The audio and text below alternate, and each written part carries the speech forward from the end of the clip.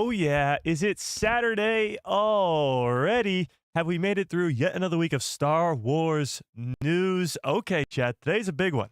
Today is a big one. The budget for the Mandalorian and Grogu movie has changed drastically since we last spoke on Thursday, from 166 million, the lowest budget for a Star Wars movie since Disney acquired the company, to now $320 million, which is one of the biggest budgets for a Star Wars movie of all time, if not the biggest one. So, what's the truth? What's a lie? What's going on there? I have no idea. But Ahmed Best is teasing that a Kelleran Beq show, or a Jar Jar Binks show, is on its way, being announced at Star Wars Celebration. And guess what? We are exactly 1 month away from the next Star Wars show. And yes, of course, that is Andor Season 2. So without further ado, let's dive into all of it. What's up, everybody? How's everybody doing on this fine Saturday afternoon? Okay, so we got a lot to get to, and obviously not a lot of time, but Andor Season 2 is in 1 month from today, which is awesome. We'll talk about Andor Season 2 sort of towards the end of the live stream today. But the Mandalorian and Grogu movie seems to be the headlines of the last couple days. The budget for this movie is all over the place. Some people saying it's the lowest budget for any Star Wars film ever, or not ever, I guess, since Disney acquired the company, because the original Star Wars' budget was like $8 million. But other people saying it's the most expensive Star Wars project, or Star Wars movie, I should say, of all time. So what's the truth? What's a lie? Well, we're going to dive into all of that. Also, Star Wars Celebration is in less than a month, going from April 18th to April 20th, and we are going to get an insane amount of announcements for Star Wars projects we never thought we could even possibly imagine, from animation to live action, with the possibility of a Kelleran Beq show. Ahmed Best saying some crazy stuff online, and we'll get to it. He posted this video of him talking about how he's going to be at Star Wars Celebration, and there's going to be this huge announcement, and you don't want to miss it. Kelleran Beq show, right, chat? I don't know. But we're going to dive into all of it. Before we do, let's say hi to everybody in the chat, shall we? Shall we? Brandon Baker, what is up? Adam, how we doing? Jessica in the house. Ficone, what is up? Dark Sky, how we doing? Mind of Lucas, what is up? Skywalker Academy in the house. Explore the Force, how we doing? Nathan, what is up? Trent, what is up? Freddie in the house. Chris, how we doing? Navarro, what is up? Ron, what is up? Nathan, how we doing? Starship 66, how we doing? Darth Plagueis lives, what is up? Holly in the house. Rose, how we doing? It's a packed house today. Fearless, what's up? Carry on, how we doing? Zero, what's up? If I missed you, Mano United, how we doing? If I missed you, you know the deal. Just yell at me in the chat. I'd love to see all these people here early for the stream. I appreciate you. But let's give everybody a nice little Hello there. General Kenobi. Okay, so last we met was on Thursday, and during that live stream, it was a 3-hour live stream, one of our longest streams of all time. I did cut down about 40 minutes of that live stream because after the fact, because it was just me finishing up the bracket, if you will. But if you missed it, we did a Star Wars March Madness. If you're not into sports, well, there's college basketball in the month of March where it's madness. The top 64 teams, it's a whole thing, okay? So we did our Star Wars version of it. We did a top 128 Star Wars characters facing off one-on-one, and who would win. And well, Yoda won. I was shocked, absolutely shocked, that the tiny green frogman did win the bracket. He is the most powerful Star Wars character in a one-on-one, voted by the people who love Star Wars. Palpatine, I thought was going to make it further. He actually died in like the Elite Eight. He was an early exit. Kind of. I think he lost to Mace Windu because Mace Windu had already beaten him. So, I mean, it was a valid loss, I guess. But having said that, I thought it was going to be Anakin versus Palpatine, and it ended up being Luke versus Yoda, and Yoda coming out on top. Just a little fun. That was a fun live stream, okay? It was a fun live stream, to say the least. It was a long live stream. But we did end up with Yoda being the most powerful Star Wars canon character, at least in that 128. I had my money on Droopy McCool and Elon Sleaze Bagano. Ben Quaternaris was a late entry. The Bendu actually made it really far. It was a lot of fun. Okay, but that's just, if you want to go watch that, that's Thursday's stream. That's what we did March Madness-wise for Thursday's stream. Now, today, we actually have to talk about the Star Wars news. I know, we kind of avoided it on Thursday. But we did talk about the Mando budget, because at the time, it was $166 million. But as you can tell, the title of this live stream is $320 million, double that number, and one of the most expensive Star Wars movies of all time. So what's the truth? What's a lie? Well, let's dive into all of it, shall we? And actually, before we do this, let me put up a poll in the chat. If you haven't smashed a freaking like on the stream, please do so. But let's do this. Are you excited for the Mandalorian and Grogu movie? That's not how you spell Mandalorian. Hang on. There we go. Are you excited for the Mandalorian and Grogu movie? Yes or no? Tell me in the chat. Now, granted, this movie is still a year away, a year and a couple months away. We haven't even gotten a trailer for it. We haven't even gotten really anything about this movie other than the fact that the leaks are saying that it's going to be about Stinky the Hutt and Embo, but we've talked about that before. So just still a year out, still no trailer, still no nothing. But how excited are you on a scale of 1 to 10? Tell me in the chat, because we're going to talk about the Mandalorian and Grogu movie and how important it really is for the future of Star Wars content, for the future of Star Wars movies, because it's obviously the return to the movie theaters.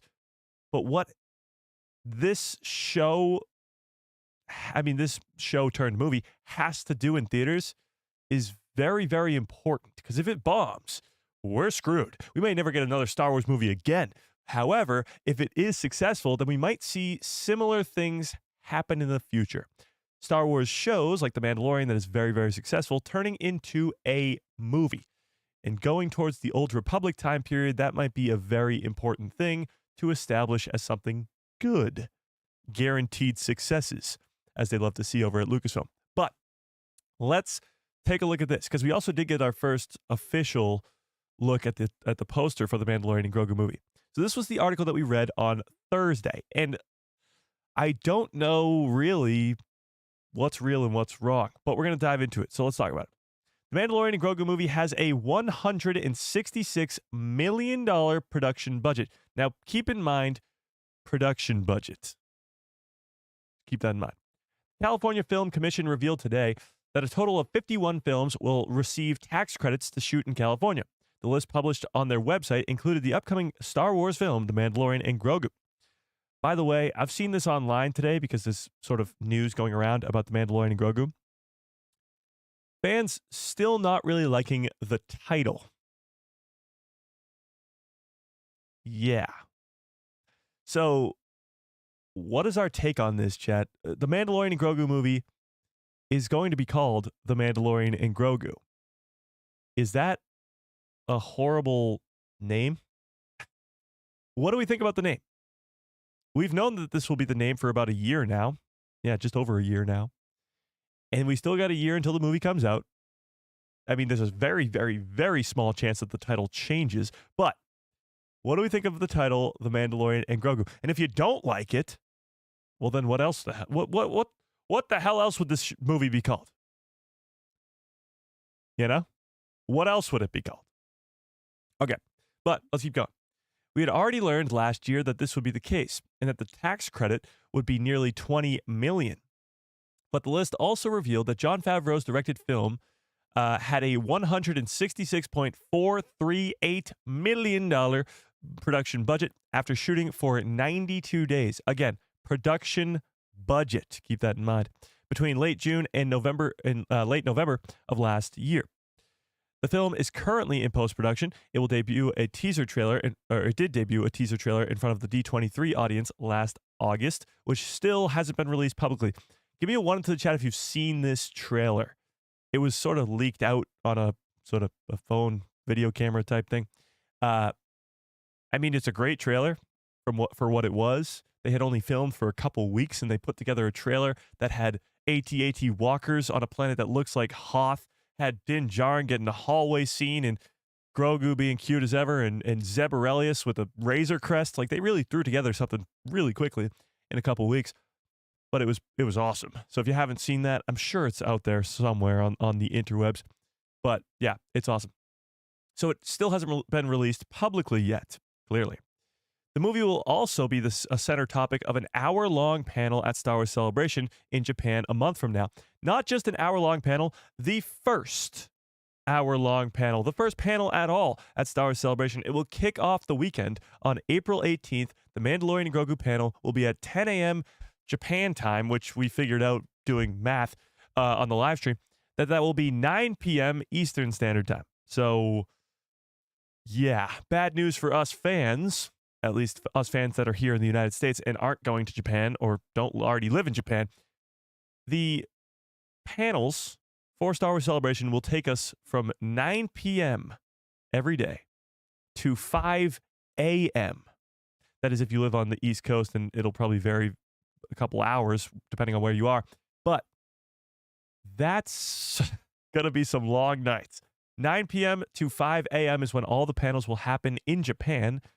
In Japan, it'll be 10 a.m. to 6 p.m., so it'll be the middle of the day. But for us, it'll be the middle of the night, or for me, I should say. So that'll be a fun problem to get around, but that's another problem for another time. However, the Mandalorian and Grogu movie will kick off the entire weekend, hopefully, with a teaser trailer, or I guess a main trailer. The main cast is expected to be revealed there. That will also be a pretty big thing, too. We don't really know who is in this movie. We know that Din Djarin will be in the movie. We know that Grogu will be in the movie. We know that Sigourney Weaver. But other than that, not really. We don't know if Katie Sackhoff's Bo-Katan will be there. We don't know if Tamara Morrison's Boba Fett will be there. Timothy Olyphant's Cobb Vanth. Luke Skywalker. Leia. Han. I know we talked about this already, but I think Han's going to be in the movie. Purely because of that ride at Disney World. Yeah. Okay. But as well as some early plot details and a larger trailer. Hopefully this time it'll be released publicly. For now, though, we only know that Pedro Pascal will be back voicing the titular role, and Sigourney Weaver will have a supporting part as a New Republic colonel who sends Din Djarin on his mission into the Outer Rim.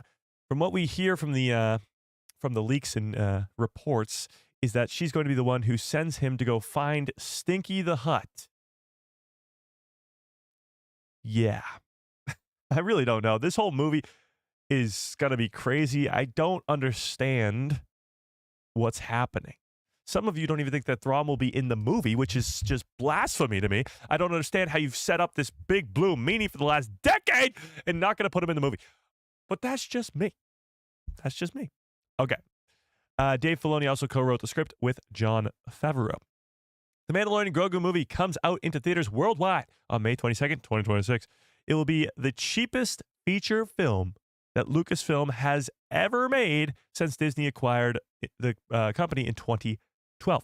According to the numbers from Collider, The Last Jedi was the most expensive film ever produced with a $312 million budget, and Rogue One a $200 million cost, which would be the lowest one. It's worth noting that it was the lowest one. It's worth noting that the number can vary source to source.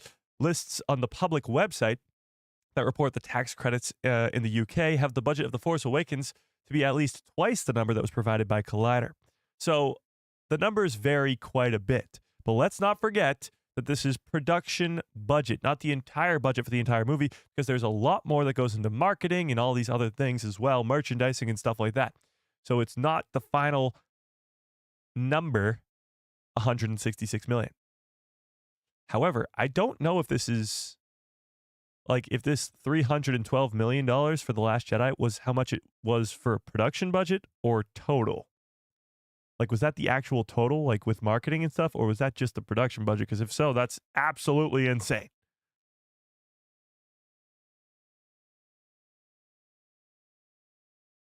I don't know. Somebody looked that up. Okay.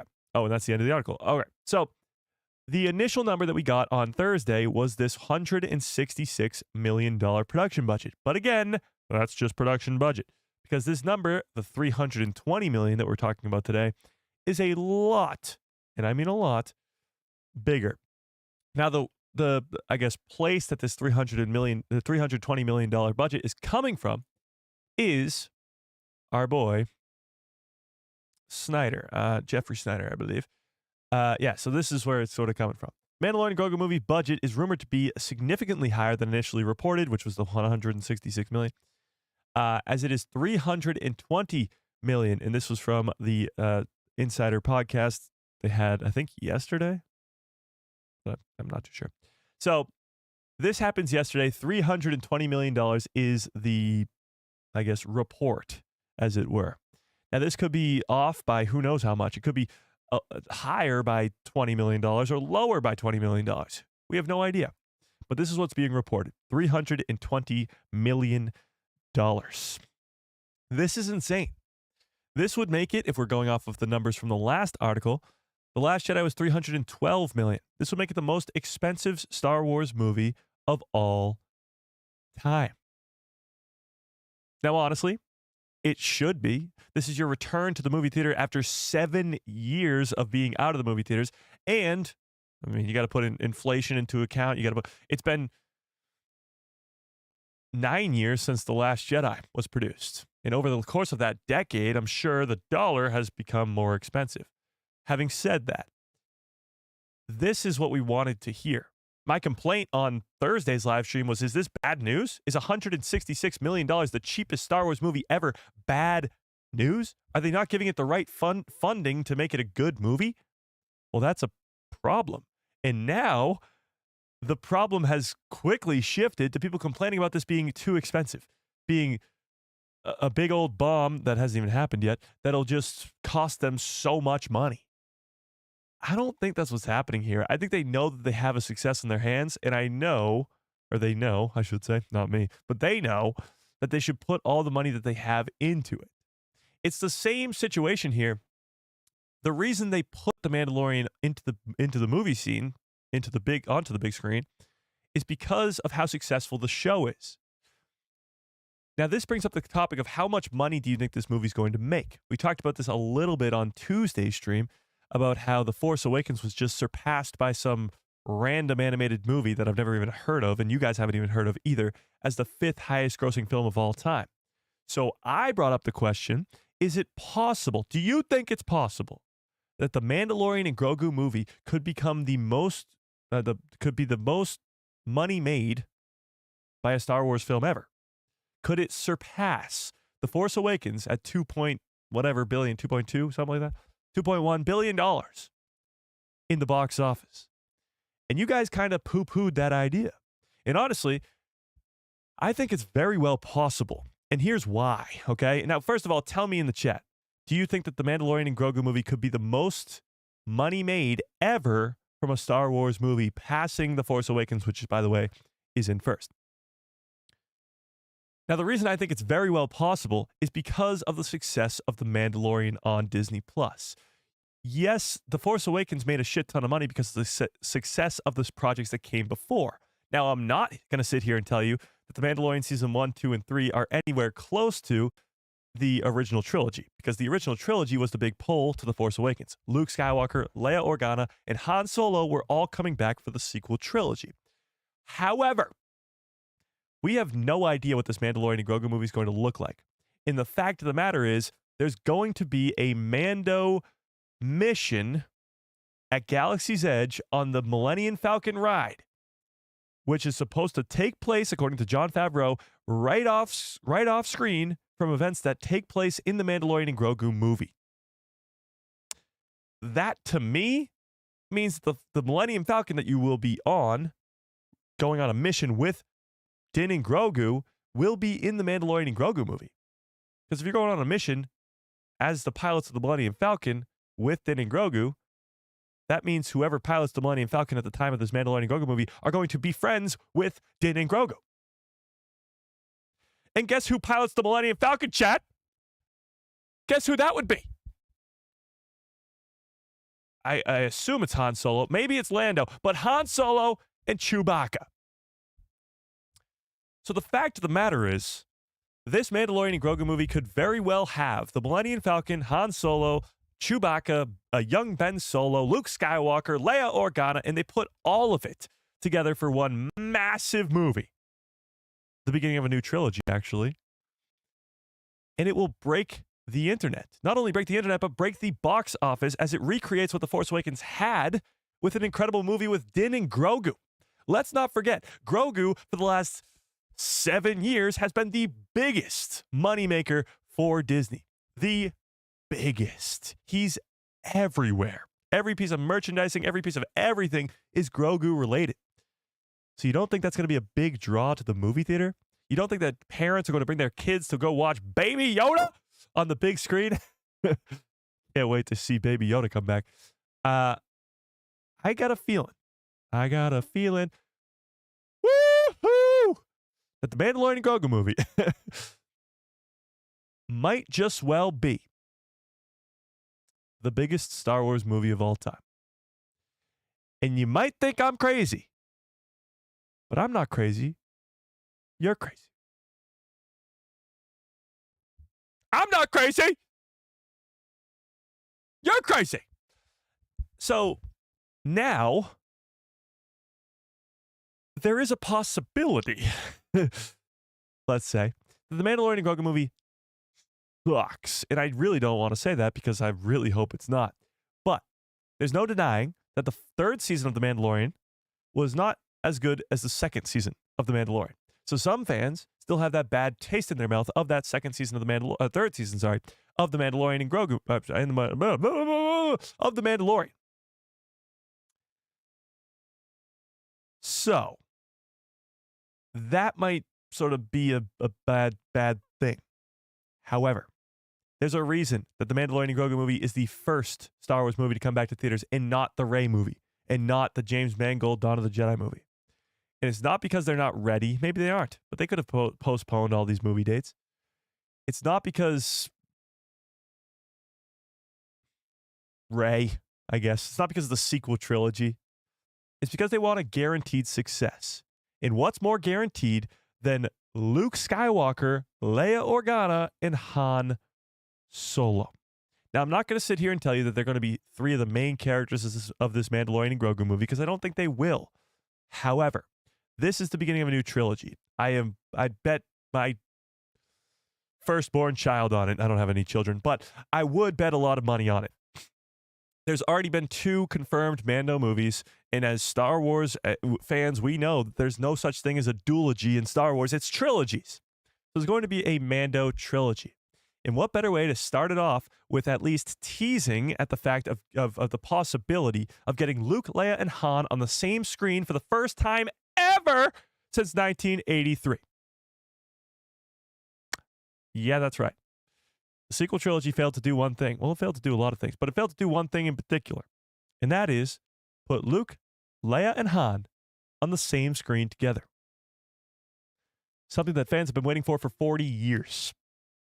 42 years to be exact. And I think the Mandalorian and Grogu movie has the possibility to make those fans' dreams come true. And if it does, it's going to make billions upon billions of dollars.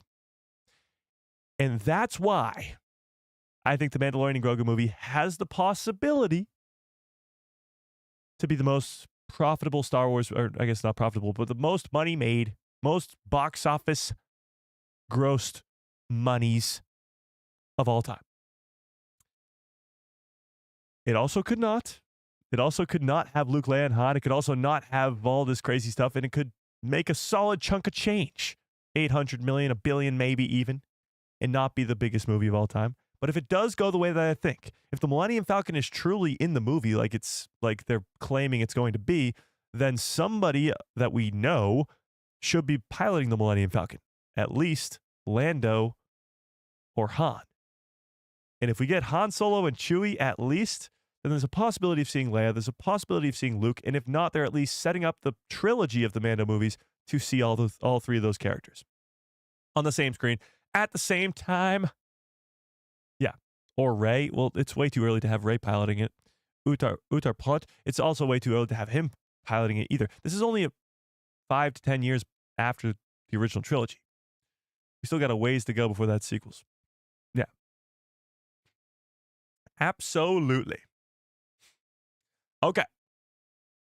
Now, with that being said, we do have our first super chat of the day from the Mind of Lucas. I appreciate that 20th ever super chat. Holy crap. I appreciate that, Mind of Lucas. I really, really do.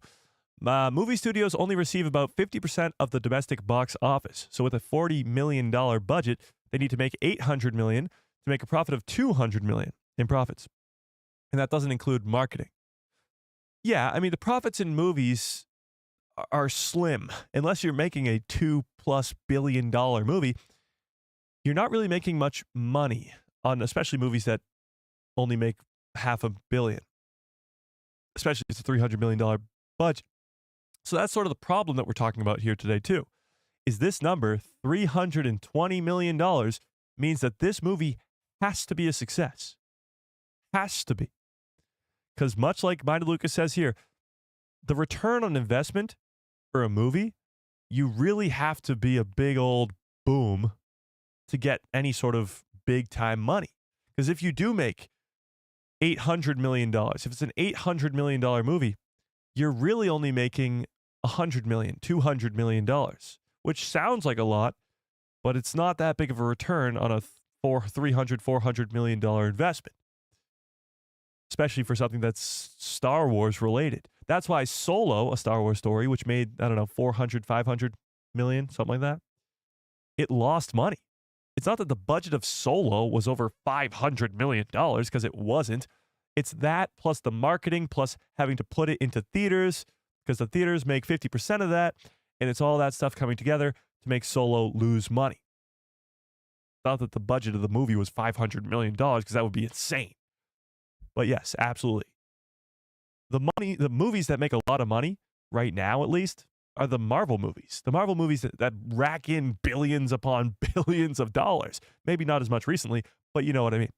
Those Infinity Saga days of racking in $1 billion per movie at least, they were making mega bucks. And that's how you make money with a movie, is $1 billion movies. Not really with, if you're making a $300 million movie, if it's only going to make $400 million, you're losing money. You're losing a lot of money. And that's not good. Yeah, that's not good.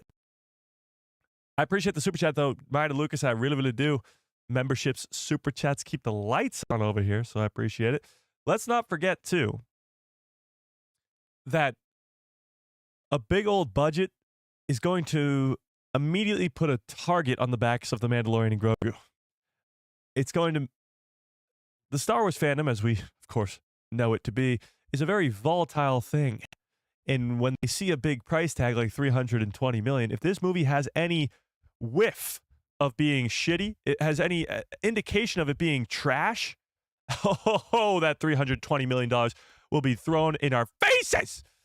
But hopefully that's not the case. But that begs the question, should this budget be a concern? Not really a concern. Let me phrase it differently. Rolo, what's up? If it's $320 million, is this a good thing or a bad thing? Let's put it that way. Is this budget being listed a good thing or a bad? The $166 million is the production budget. I think the $320 is probably the budget overall with post-production, pre-production, marketing, etc. Yeah. I know what you're talking about, Rolo. We already sort of got to it, though. Appreciate you. Absolutely. Mike says, it will get the $200 million sticker that always gets mentioned as a train wreck known as the Acolyte. Well, the Acolyte's problem is that, yes, I mean, there's a lot of things going for the Acolyte. But yes, the Acolyte's budget was insane. And that number gets thrown around quite a bit. Absolutely. So what do we think? Is this number a good thing or a bad one? Because here's the deal. You can look at it one of two ways. One, they're really putting the money and time, and clearly the money again, into the Mandalorian and Grogu movie to make it something special, to make it the best thing that we can possibly get as Star Wars fans. And it's the return to the movie theaters for the first time in 7 years. And that's important. It has to look good. It has to be a great story. It has to have action. It has to have all the good stuff that makes Star Wars great. But you could also look at this number and you could say, that's a lot of money. And if this movie is not going to be good, well, then we're wasting our time. The Mandalorian season 3 wasn't as good as season 2, and it's a bad thing. So you can look at it one of two ways. But I'm interested to see what you think. Is this good news or is this bad, this budget for the Mandalorian and Grogu movie? Oh, and we do have another super chat. Darth Plagueis lives with a very generous $5 holla. I appreciate that. It says, as long as T-Mag, the Mandalorian and Grogu movie, that's pretty funny. T-Mag. As long as the Mandalorian and Grogu movie is great, that's all that matters. Much love. I mean, yeah. Sorry. Yeah. If the movie's good, it heals all wounds, I guess.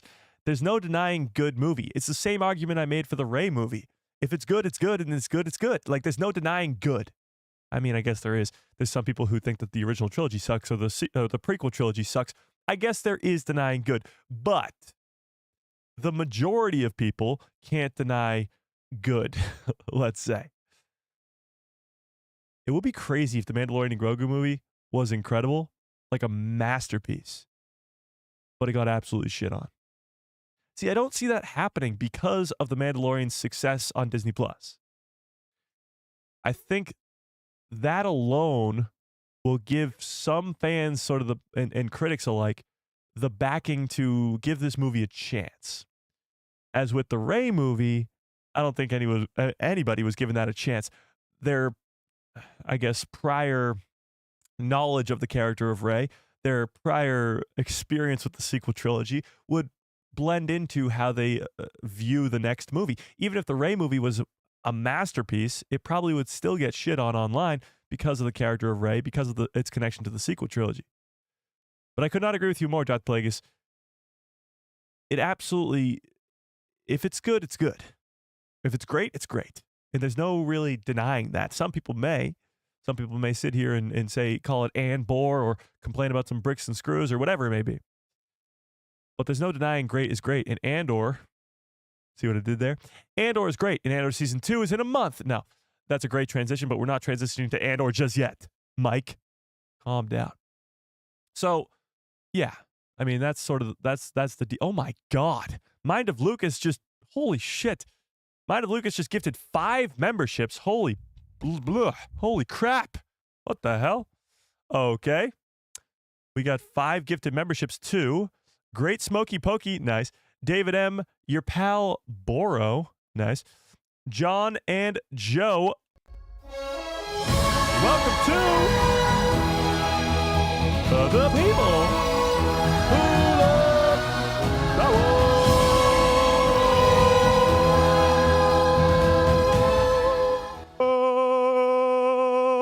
Wars. Welcome to the people who love Star Wars. Mida Lucas, that was insanely generous. I appreciate that. Memberships, super chats, and gifted memberships keep the lights on over here, so I appreciate that quite a bit. And if you are not yet a member, we got a giveaway coming up, I believe, this week, maybe next week, maybe a week from today, actually. We have a giveaway at the end of every single month. So if you are a member, you have instant access to said giveaway. When's the end of this month? It's the 22nd today, so I mean at least one more week. So next week, I guess. But even still, I appreciate that quite a bit. I really, really do. Okay. Where was I? I've completely lost my place. Lucas, you threw me off completely. Oh, yeah. So the budget to me seems like a good thing. I think this really means that they are spending their time, money, and hopefully effort to make this Mandalorian and Grogu movie an incredible story, an incredible movie that no one can deny is good. That's the hope. Now, I think what Lucasfilm has seen in the past is how successful The Mandalorian has been. And not just The Mandalorian over the course of 3 seasons, but how much more successful Season 1 and Season 2 were than Season 3. And I think they're going to see the message and see what Season 2 did in particular and use that to their advantage. Use what Season 2 did, which was give us insane surprises and twists and turns and all these awesome, cool reveals. Not the fact that it relies so much on cameos, because yes, there's a lot of cameos, I guess, in The Mandalorian Season 2. You got Luke Skywalker, you got Boba Fett, you got Bo-Katan, You got Ahsoka Tano. You got those guys. But I don't think they'll be relying so much on cameos, even though I just said I think that Luke, Leia, and Han will be in the Mandalorian and Grogu movie. I think they will have cameos for the purpose of the story, much like the Mandalorian Season 2 serves that purpose. Bo-Katan is another Mandalorian who knows where a Jedi is. Ahsoka is said Jedi, but she doesn't want to train Grogu. Then Ahsoka sends them off to Tython to sit on the Seeing Stone, and he calls out to Luke Skywalker. It works in the way of the story. Much like Han Solo showing up in the Millennium Falcon could easily work in any story you're telling with the New Republic and Din Djarin. Easily. Same with Boba Fett, same with Bo-Katan, same with Cobb Vanth, all of that. Especially if you're throwing in the Grand Admiral Thrawn of it all, which would be insane. But that's why I think that this number right here is great news. Not good news, great news. It means they're taking their time, they're taking their money, and they're making it as good as possible. Putting all the money that they can into this movie. And that's fantastic. That is fantastic. But tell me in the chat. Actually, let's pull this up. Let's pull it up, shall we? This is sort of where I thought this poll was going to be, by the way. Are you excited for the Mandalorian and Grogu movie? 82% of you say yes. I mean, that's sort of where I thought it was going to be anyway. I know that the closer and closer we get to this movie, the closer and closer we get to the release date, the closer and closer we get to actually seeing trailers and posters and all this fun stuff, that's when the excitement level for the movie will rise, and it will rise exponentially. I think that 82 number is actually one we should remember because it'll go up like crazy as soon as Star Wars Celebration hits, and we hopefully get the first trailer. But is this $320 million budget Wait, let's phrase this differently. This $300 million budget is a ... good thing? These are your two options. Good thing, bad thing. Nope, that's it. Just good thing or bad thing. Okay. What do we think? What do we think? Smash that like button. Yeah, Max Rebo. What's up with that? You know, Max Rebo, I thought you were going to make it a little bit further in the March Madness bracket on Thursday. I apologize. I don't remember who I put you up against first round, actually, though, so maybe I don't. My Crosshair Funko Pop is standing right here on its shelf in the den. I see it every day. Nice, Fearless. That's awesome. Okay. Dark Sky says, of course, the budget will be about $500 million before it's all said and done. I don't know about that. I don't see it going any higher than $400 million because that's an insane number for any sort of movie. And to make the money back on that, like we just said, you have to make at least $1 billion or close to it. So I don't know about that. Carry On says, the bigger budget means it won't just be them chasing bounty hunters to save Hutts. That will just be the beginning of the story. That's true. From what we've heard of the, I guess, plot of this Mandalorian and Grogu movie about the Stinky the Hutt story where Din and Grogu are going to go try and recapture Stinky the Hutt to save the day, and they're hunting down Embo, the bounty hunter from the Clone Wars, and it's pretty much just a remake of the Clone Wars movie. No. I mean, that plot does not equal $300 million. It just doesn't. That sounds like a filler episode from The Mandalorian and Grogu, or just from The Mandalorian, I should say. So I do think, like Carry On says here, that will just be the beginning of the story. It'll be the Jabba's barge, Jabba's palace at the beginning of Return of the Jedi. Because that's not the story. The story is the Emperor, the second Death Star, Luke versus Vader, the rebels on Andor. The beginning is just Jabba's palace in Tatooine. And I think that's what we're talking about here. Beginning of the Mandalorian and Grogu movie, where we'll start it off, is with Embo, is with Stinky the Hutt, and all that fun stuff. And it'll kick us off into maybe seeing Grand Admiral Thrawn, the heir to the Empire, and really throw us into the real conflict, which will be the big blue meanie. Yeah. Good thing or not, to us, the real issue is profit. It includes the marketing campaign. Oh, I don't even know if this includes the marketing campaign, but yes, it's all about profits. It's all about how good this movie could be. Yeah. Movies would always do better if they have the gadget of 4 Men in Black so that people forget season 3. Here's the thing. I get that Mandalorian season 3 is not as good as season 1 and season 2. I get it. However, I got to stick up for season 3 where it is. There's a bunch more filler episodes in season 3 than there are in season 1 and season 2, and I'm not going to sit here and claim that it's anywhere close to season 2. But season 3 is almost the perfect end cap to a decade-long story of Mandalore. It's finally the end of the Mandalorian Civil War / Mandalorian War in general. It's the end of the Darksaber story. It's the end of Bo-Katan's sort of story, even though she doesn't die. But it's the end of a story that's begun in 2008 with the Mandalorians, 2009 maybe, over 10 years before. And it does it unbelievably well. The battle for Mandalore in that finale is so awesome. The fight scene in the sky between the Mandalorians and the Stormtrooper-Lorians, the Stormalorians, the Manda-Troopers, Moff Gideon's guys. So it's awesome. It's so good. The one fault I have with it, and obviously they're saving it for the movie, is the Mythosaur. We should have got the Mythosaur being all badass and helping out to save the day, but I'm sure they're just waiting for the Mandalorian and Grogu movie. Honestly, let's not forget that the Bad Batch just set up last year Mount Tantus and the Zillo Beast. Because in Legends, in the Heir to the Empire trilogy, Mount Tantus is, of course, an enormous place for Grand Admiral Thrawn and cloning and Jorah Sabaoth and Luke Skywalker. But now, in canon, Mount Tantus is still intact for cloning purposes. And now, on Wayland, which is the planet where Mount Tantus resides, there's a gigantic Zillo Beast running around the planet.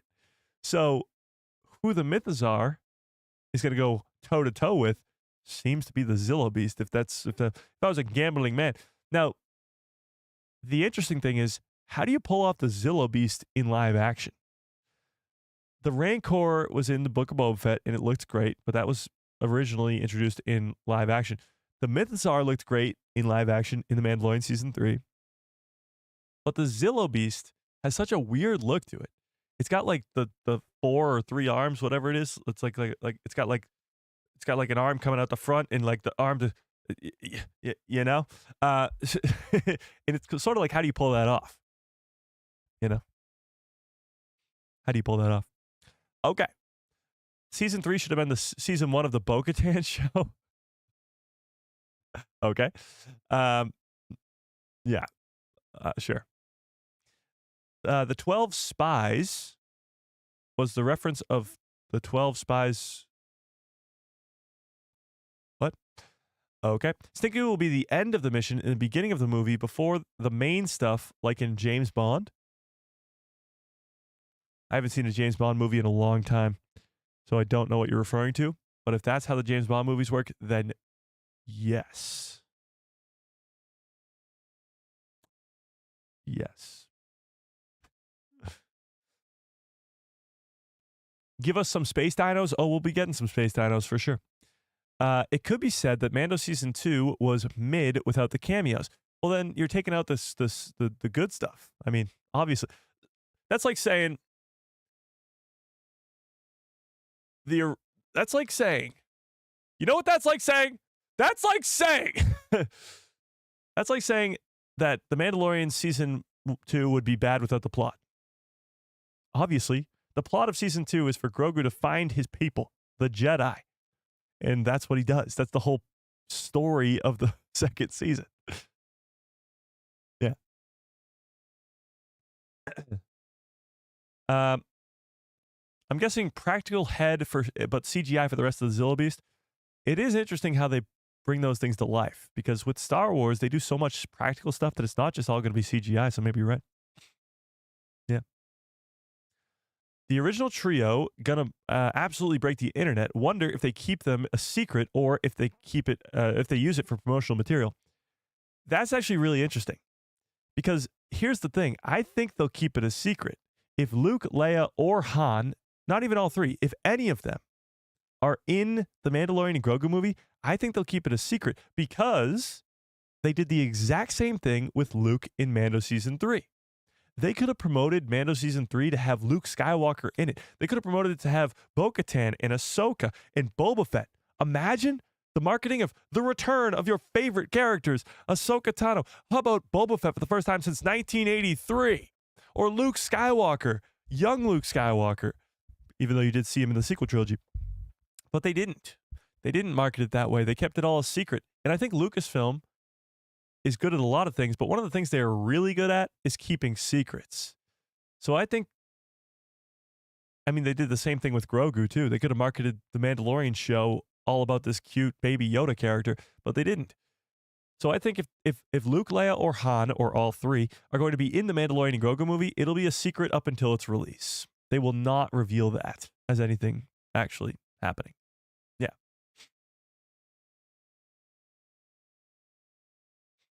Yeah, it'll be much better if it's a surprise. The same thing actually just happened with the Captain America 4 movie. Give me a 1 into the chat if you saw Captain America 4. What is it called? Brave New World Order? Brave New Order World Order? In that movie, spoiler alert, I mean, it was in all the marketing. The Red Hulk is in that movie. And he's not really in it. Well, he's in it the whole movie, but he's not the Red Hulk until the very end. Spoiler alert, sorry. It's sort of like a build up to it. And so many people said if Red Hulk wasn't in the marketing for this movie at all, it would have been a way better reveal and it would have been so cool to see him at the end of the movie.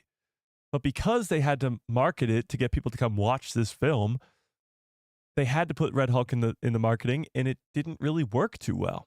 The movie didn't make that much money. So I think the best bet is to let the content speak for itself. Because when you have a reveal like that, everybody talks about it. You don't need the marketing to do it for you. The people will do it for you. So when Luke Skywalker shows up in The Mandalorian and Grogu, or when Luke Skywalker showed up at the end of Mando Season 2, everybody's talking about it. Everybody and their dog is talking about it. Like, it's the biggest thing ever for weeks. So I think it's better to keep stuff secrets. Yeah, absolutely. Keep it a secret and then just let the content speak for itself. Yeah. Cap 4 was just okay, not great. I mean, yeah, it was a solid movie. Like it wasn't a top tier MCU movie, but it was a middle of the road MCU movie for sure. Yeah. 5 whole minutes of Red Hulk, and it was 5 great minutes, Rob. It was 5 fantastic minutes. Now, the Red Hulk did look awesome, and it was the first time we'd seen a Hulk sort of go all hulky, I guess, for lack of a better word, in a long time, because the Hulk himself, Bruce Banner, has just been Professor Hulk for the last 6 years since Endgame. Since he got beat the crap out of by Thanos, he's been a little sad boy. Yeah.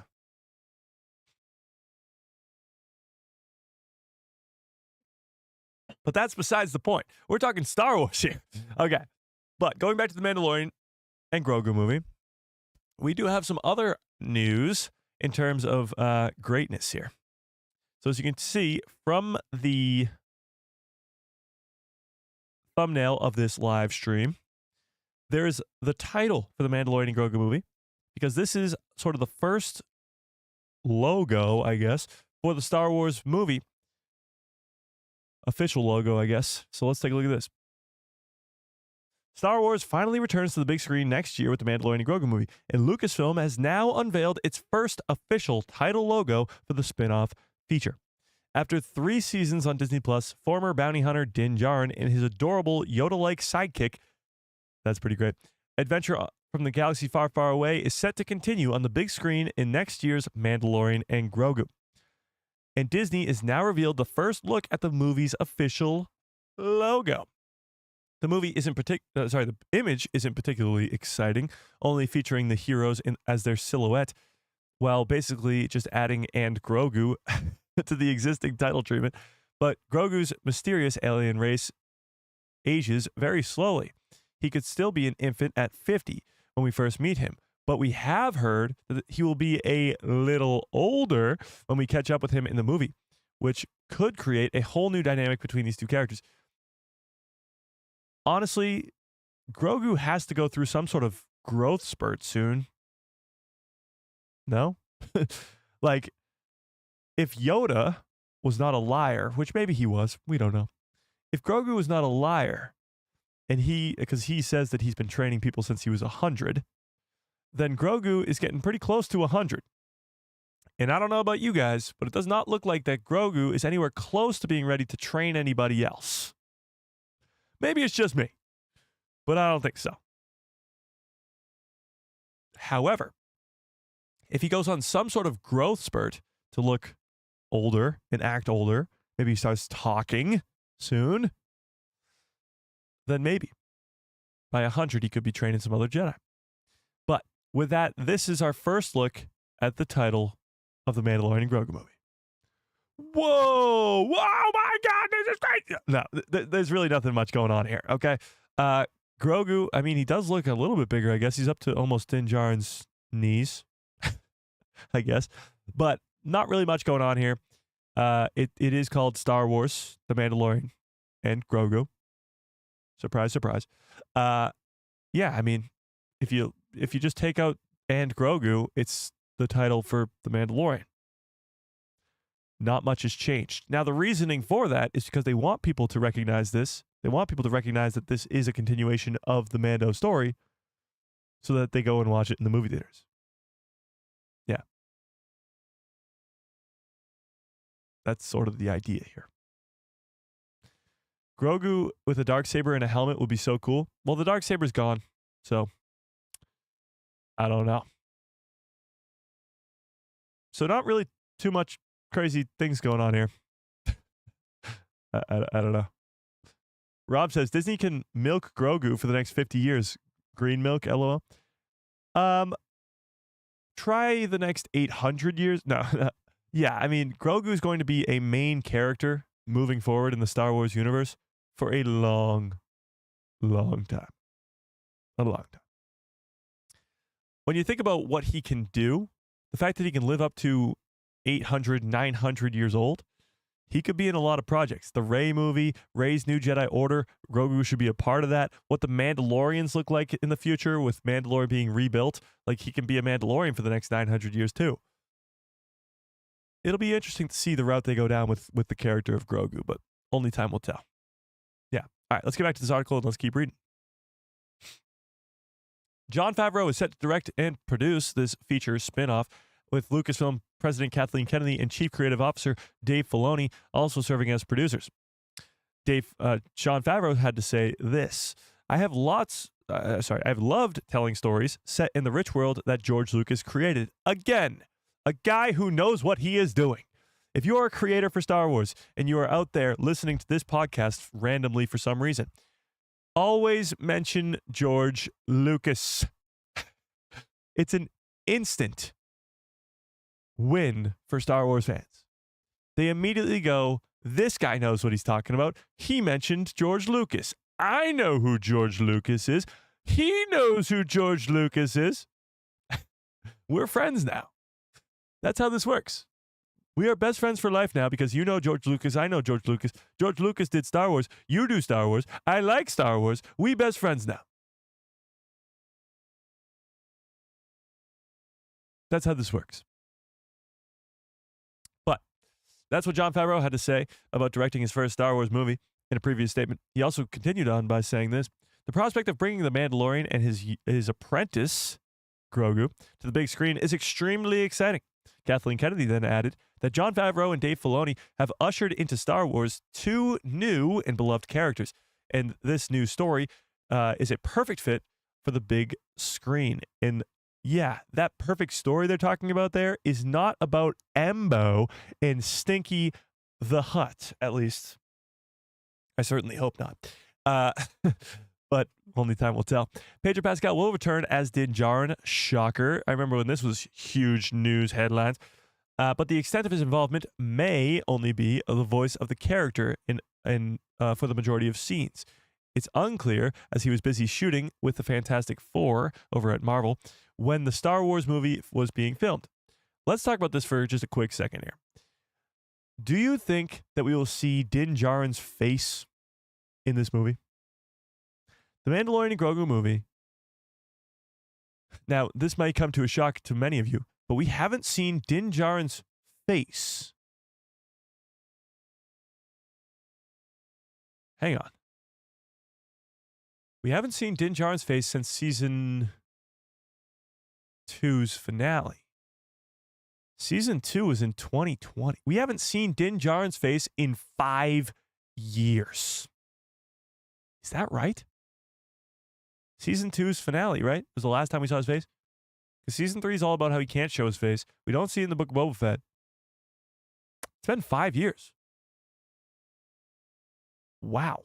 Okay, so we haven't seen Din Djarin's face in 5 years. Charlie, what's up? Do you think we'll see it in this movie? Do you think we will see Din Djarin's face in this movie? Let's actually put this up in a poll. Yes or no? Let's see. Do you think we will see Din Djarin's... That's not how you spell Djarin. Din Djarin's... No, that is how you spell Djarin. Face in the Mando movie, I guess. Yes or no? So I'm seeing a bunch of yeses in the chat. Now, here becomes the issue. The only way that we are going to see his face, I guess there's 2 ways. One, he dies. It's so hard. Every time I mention somebody dying, I just think about you guys going, yeah, there goes Mike again, predicting everybody's death. And it makes me laugh. And then I'm sitting here like I'm the freaking Joker going, yeah, he dies. It's weird. So,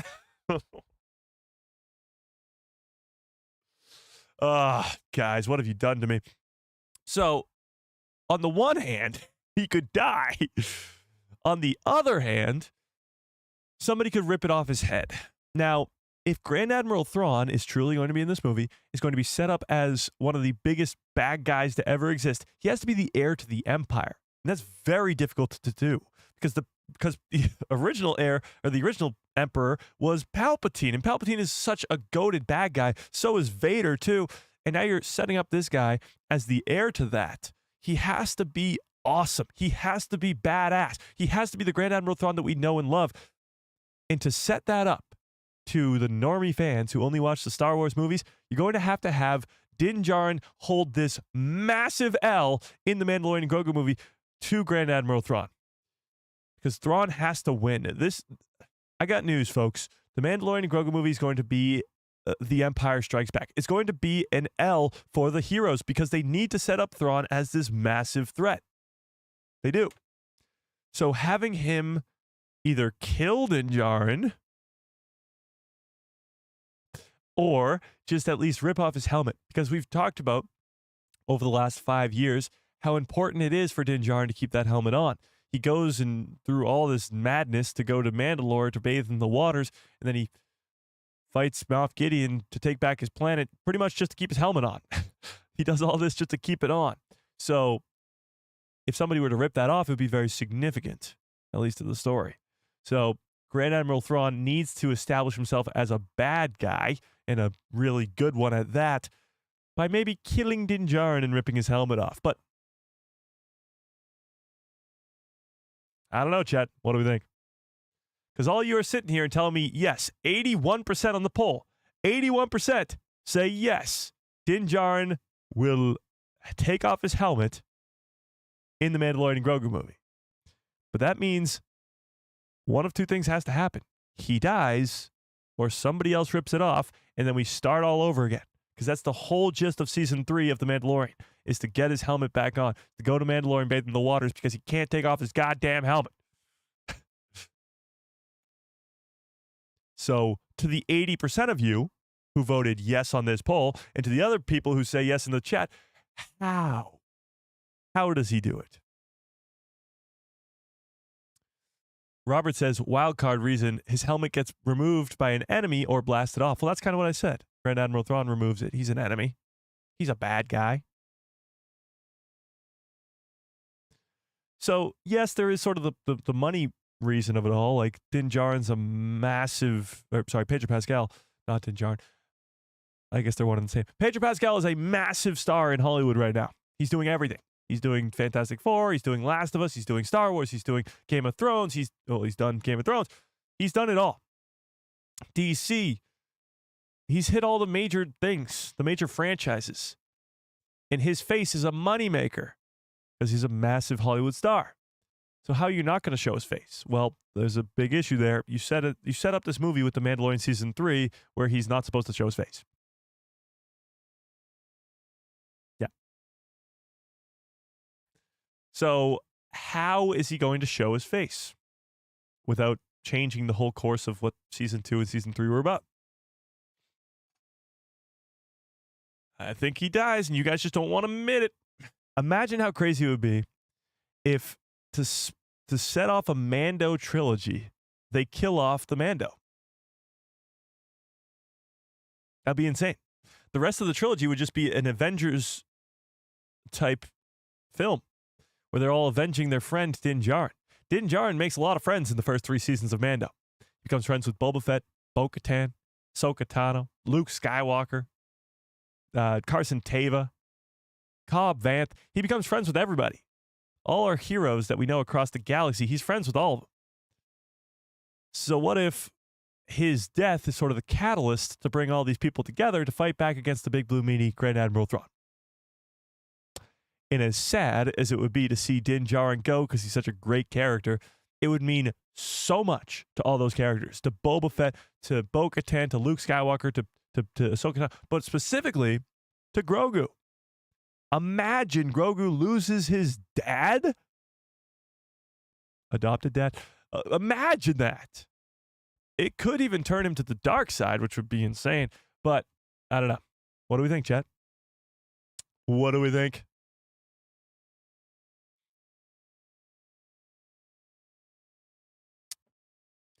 He won't die. Otherwise, why write a season 4? Well, I don't know about that. I don't know about that. Rose with the very generous $5 holla says, it's out of character for Thrawn to pull off Din Djarin's helmet. He respects culture too much. Interesting. Give us a Grogu impression too? Sure. Batu. There you go. But having said that, let's get to the first part of this super chat for a second. Thrawn is a guy who sort of, like Rose says, respects culture in a way. They have to establish Thrawn as the Thrawn we see in Legends and in the books and in Star Wars Rebels. Because Star Wars Rebels does establish Thrawn very, very well. It gives us the introduction to him through Hera Syndulla, in a way. Because when Hera goes face-to-face with Thrawn, she's pretending to just be like a random Twi'lek. And Thrawn immediately knows who she is, immediately knows everything about her, and knows just everything. And us as the audience go, holy shit, who is this guy? How does he know all this stuff?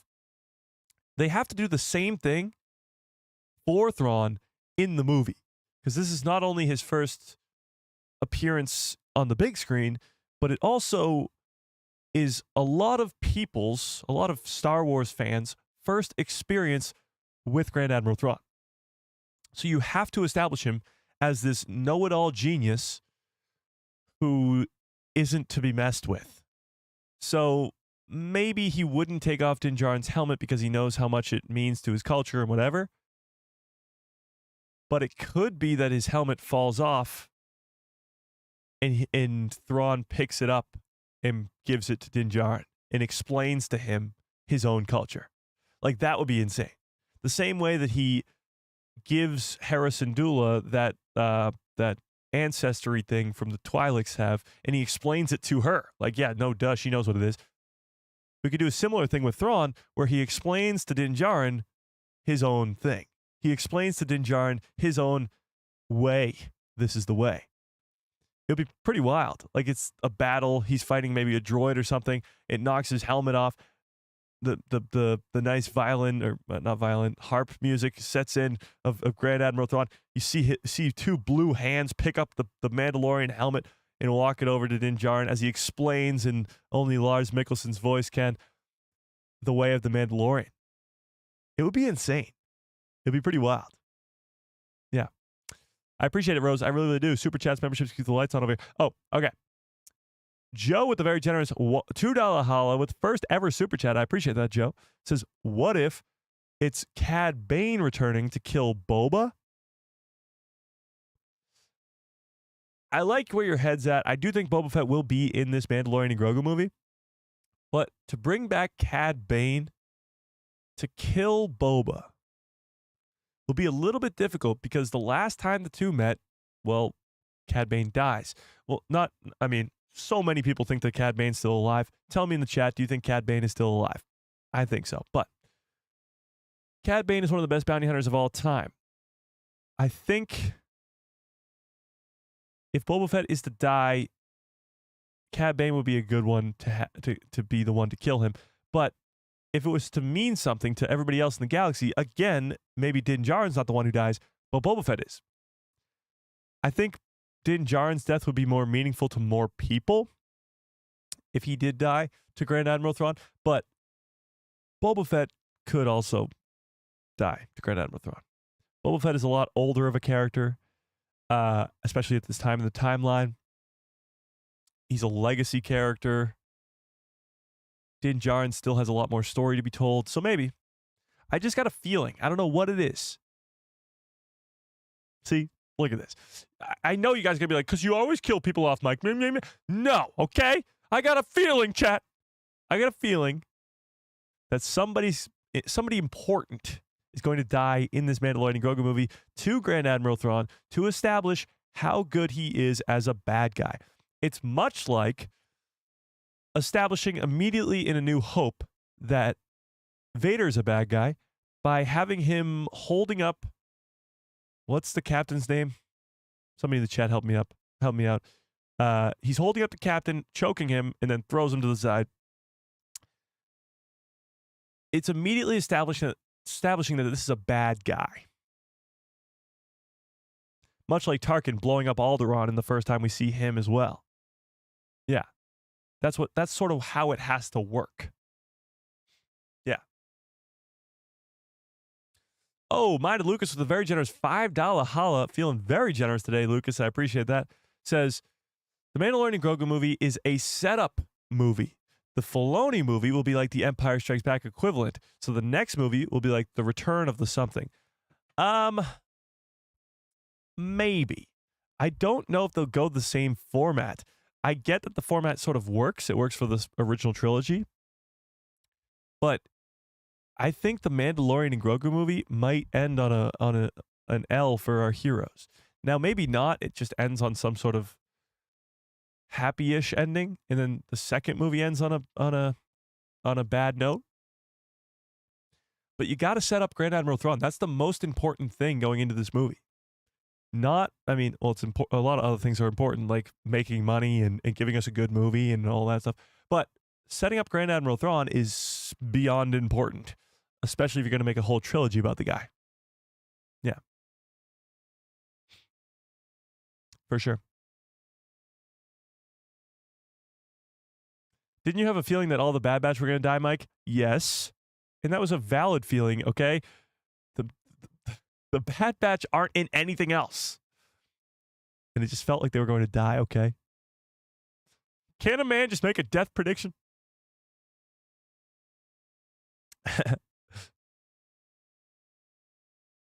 Yeah.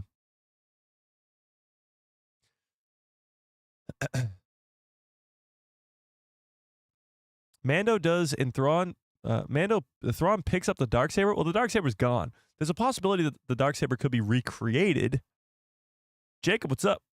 But yeah, I mean, it's gone for now, at least. I don't know. You guys think that it's an organ, not a harp? That's my fault. I said violin at first too. I couldn't think of the instrument for some reason. Thrawn's theme is just so good. Do you guys think, going back to my question, that the Darksaber will be recreated? Thrawn is not an executioner, true, but he does have to establish himself as a good old villain. Let's not forget that he's going to have an army of Night Sisters at his side too. So maybe he has the Night Sisters do his bidding. It'll be very interesting to see Force users, Luke Skywalker, Ahsoka Tano, Ezra Bridger, Sabine Wren, Grogu. I guess that's it, right? Go up against Night Sisters. See, in the Clone Wars, Anakin, Obi-Wan, and Ahsoka go up against Night Sisters quite often, I guess, if you count Asajj Ventress. But they go up against Night Sisters. Even in Rebels, Sabine and Ezra, they have experience with Night Sisters and the magic of Night Sisters. But Luke doesn't, Leia doesn't, Han doesn't. So going to see an army of Night Sisters with the Night Sister magic, it's going to be pretty interesting. Also, you got to put into account that the last time we saw a group of witches in live action, well, that didn't go too well. As many Star Wars fans were quite upset by the fact that there were only female witches, even though that's been a thing for the last 2 decades in the Star Wars universe. Many people were extremely upset about this, and I wonder how that will go. Yeah. Rose with a very generous $5 holla says, I hope they develop Thrawn's story like they developed Thanos' story in Infinity War. Okay, I really like this, actually. And honestly, I think they could do this in the second movie. Because, well all right, here's what I'm thinking. Rose brings up a great point here. Thank you, Rose. I appreciate that. So, I think what's going to go down in the Mandalorian and Grogu movie is establishing Thrawn to everybody. Yes, it'll tell this great story of Din Djarin and all this cool stuff and blah, blah, blah, blah. But it's establishing Thrawn. Then, like Rose is saying, I don't think that the Mandalorian and Grogu movie will do this, but the next movie, Dave Filoni's movie, will establish Grand Admiral Thrawn as a Thanos-type villain. Because when you look at Infinity War, and I know we're comparing a lot to Marvel today, but when you look at Infinity War, it's a Thanos movie. It's the Thanos movie. He's the main character pretty much. It's telling his story the whole way through, what happened to his people, why he's doing this, why he's a bad guy, why this, that, the other. And they could do the same with Thrawn. And Thrawn's backstory is far more important than people even know it to be, or at least most normie fans know it to be. Because Rebels doesn't dive into it. The books, the canon books, they dive into it a little bit, but not as much as the Legends books at all. He's really doing all this for his own people, for the Chiss, and that hasn't been established at all in canon. Well, in live action, let's say. So to get a movie about Thrawn's backstory, or at least just about Thrawn's perspective of this whole thing, and at least his story, would be very, very important. And because Dave Filoni's movie is a combination of all these characters, from Ahsoka and Boba Fett and Mando and Skeleton Crew specifically, that would be the perfect place to do it. You could get all these different heroes, the Skeleton Crew, the Mando crew, the Boba Fett crew on Tatooine, and the Ahsoka crew, Hera Syndulla, Carson Teva, Ezra Bridger, the ones that are currently in universe. You could have them all coming into contact with Grand Admiral Thrawn in different locations. Much like in Infinity War, Thanos fights Thor and Hulk on his ship, and then he fights Doctor Strange, Spider-Man, the Guardians, and Iron Man on Titan, and then he fights Captain America and the others on Earth. 3 different fights, 3 different locations, all awesome, establishing Thanos, his backstory, how cool he is, and the same thing can happen with Grand Admiral Thrawn. He goes to Aten, takes over the planet. He takes over the Skeleton Crew.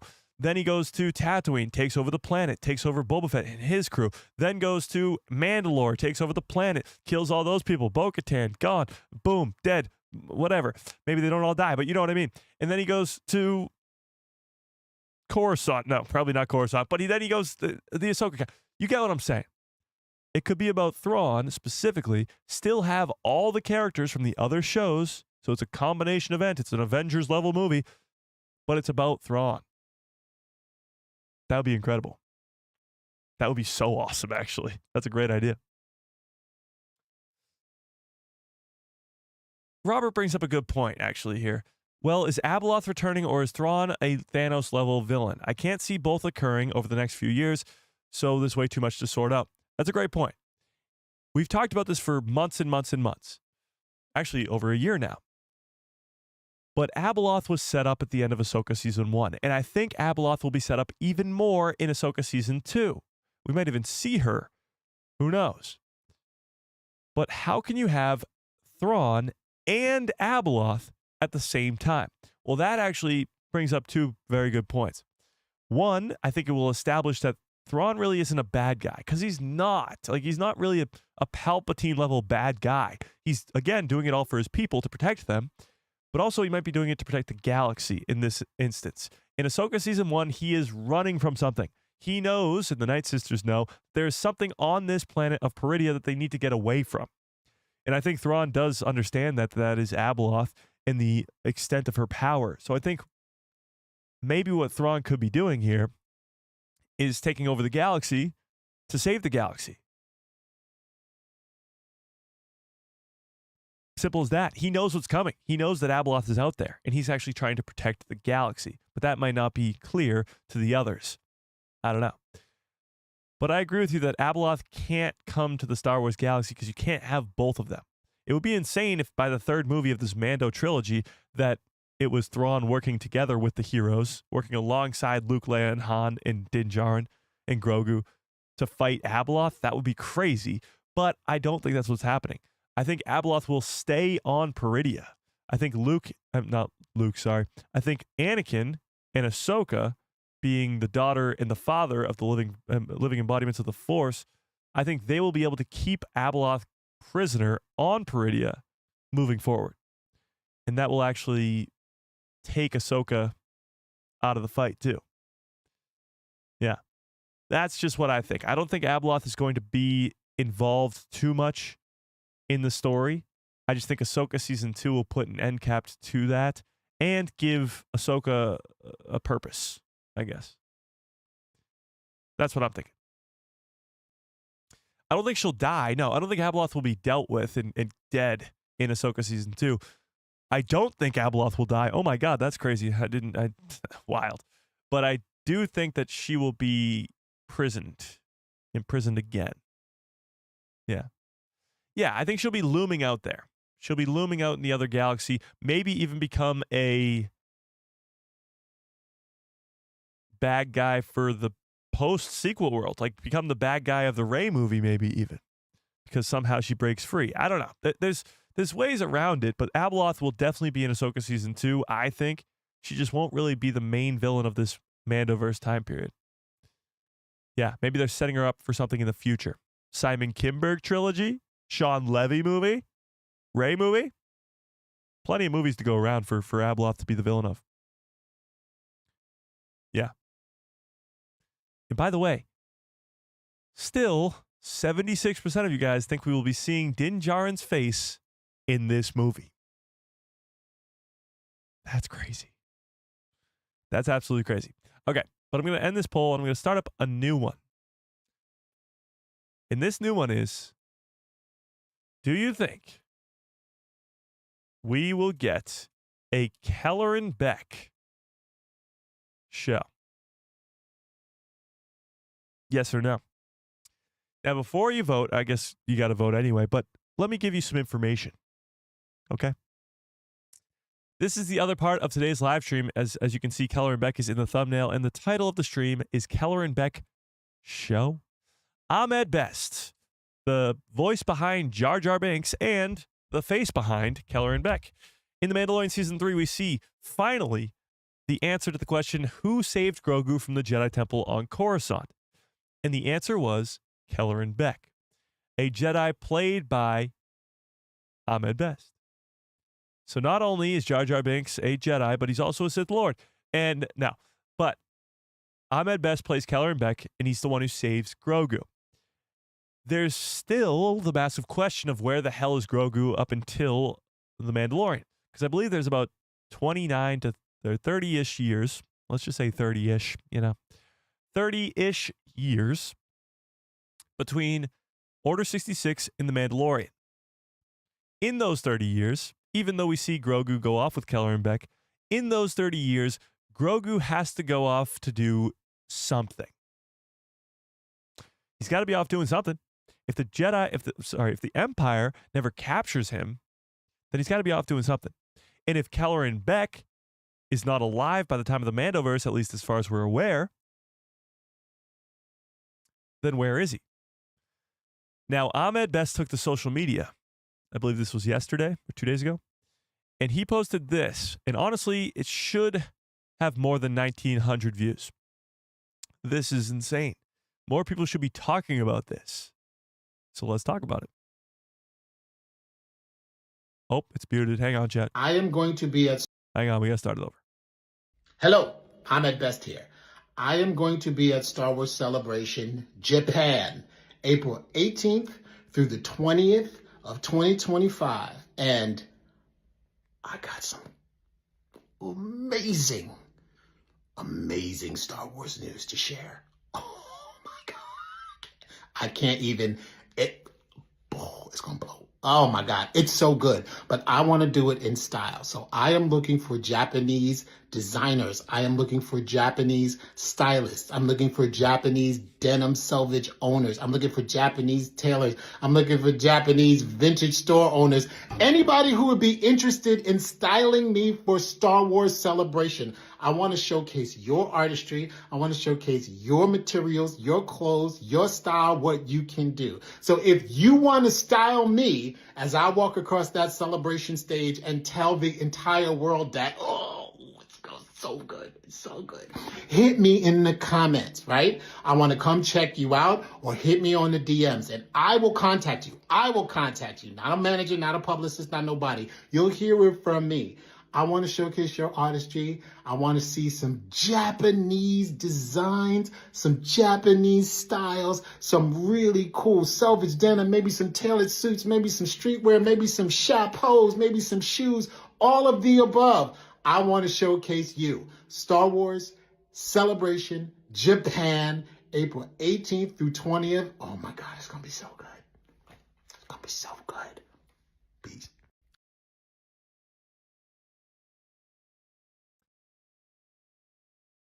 What? He's talking about, as he says, going across the stage and telling the whole world something insane. Some big announcement that involves Ahmed Best, as he's the one who's announcing it. So, yeah, I see some people, a Jar Jar show, yeah, sure. Tales of the Jar Jar, sure. I think this is far more likely to be a Kelleran Beq show than it is a Jar Jar Binks show. Ahmed Best, of course, has been very vocal about his time as Jar Jar Binks in the prequel trilogy, but he's also been very vocal about how great it is to be back as Kelleran Beq in the Star Wars universe. And if he's the one announcing this, it makes me think that there's going to be some sort of big announcement revolving around his character specifically. Now, could it just be him in some other project? Maybe, but if he's the one announcing it, it seems to be about him. And like I just mentioned before we watched this video, and we're going to watch it again, don't you worry. Before we watched it, I mentioned that Kelleran Beq and Grogu go off of Coruscant after Order 66, but we don't know where they go.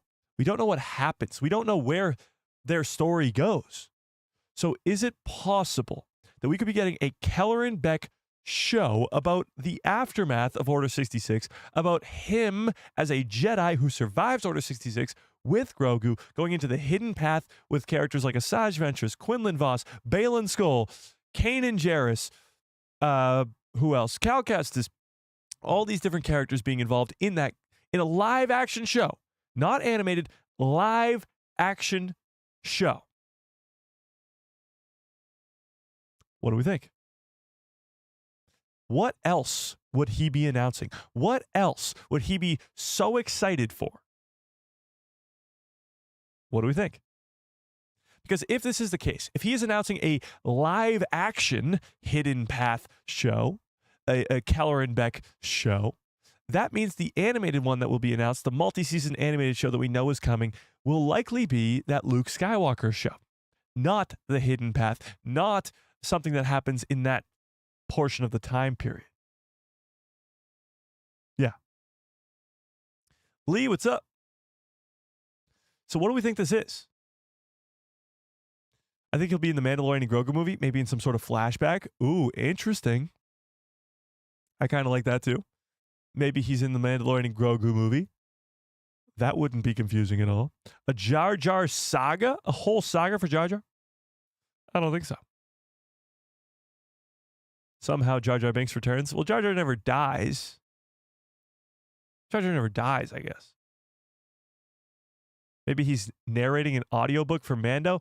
That wouldn't be nearly enough. That wouldn't be, it would be cool, but it wouldn't be anywhere close to important. You know? Not important enough for him to be this hyped up and excited. Let's go back to the beginning, okay? Let's watch this one more time through, because this, like, just feel how excited he is to announce this. Like, he is so hyped up to announce something insane at Star Wars Celebration. Hello, Ahmed Best here. I am going to be at Star Wars Celebration Japan, April 18th through the 20th of 2025. And I got some amazing Star Wars news to share. Amazing Star Wars news to share.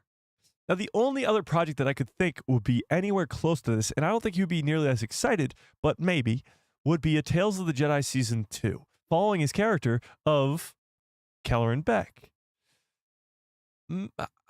That would be a big announcement, but it wouldn't be nearly as big, and it makes me excited just watching this, as his own show. Could be a movie. It could be a movie. Could be a movie. But I think they'd probably go for a show. It could be. Jeannie from Tahini says, it could be a show about the path where we get some Kelleran Beq. Yeah, but if he's the one walking out on stage, then I think it's more likely to be a show about him and Grogu that involves the hidden path. So yes, it will be about the hidden path still and his involvement with that. But let's not forget, in The Mandalorian Season 3, when we see this, when we see Grogu get rescued from the Jedi Temple on Coruscant, Kelleran Beq has help. Not from the Jedi. Well, yes, he has help from the Jedi, but also from the Nubians. Sorry, the Nubians. The Nubians. They help him out on the platform. He takes a Nubian ship into space, and we don't know where they blast off to.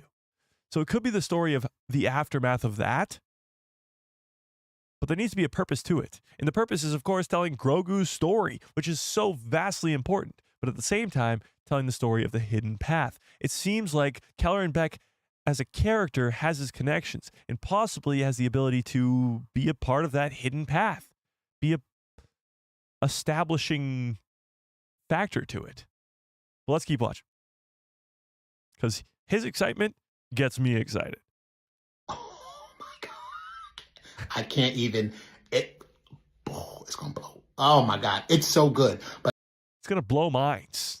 Pretty much what he's saying right now. I want to do it in style. So I am looking for Japanese designers. I am looking for Japanese stylists. I'm looking for Japanese denim selvage owners. I'm looking for Japanese tailors. I'm looking for Japanese vintage store owners. Anybody who would be interested in styling me for Star Wars Celebration. I want to showcase your artistry. I want to showcase your materials, your clothes, your style, what you can do. So if you want to style me as I walk across that celebration stage and tell the entire world that, oh, it's so good. It's so good.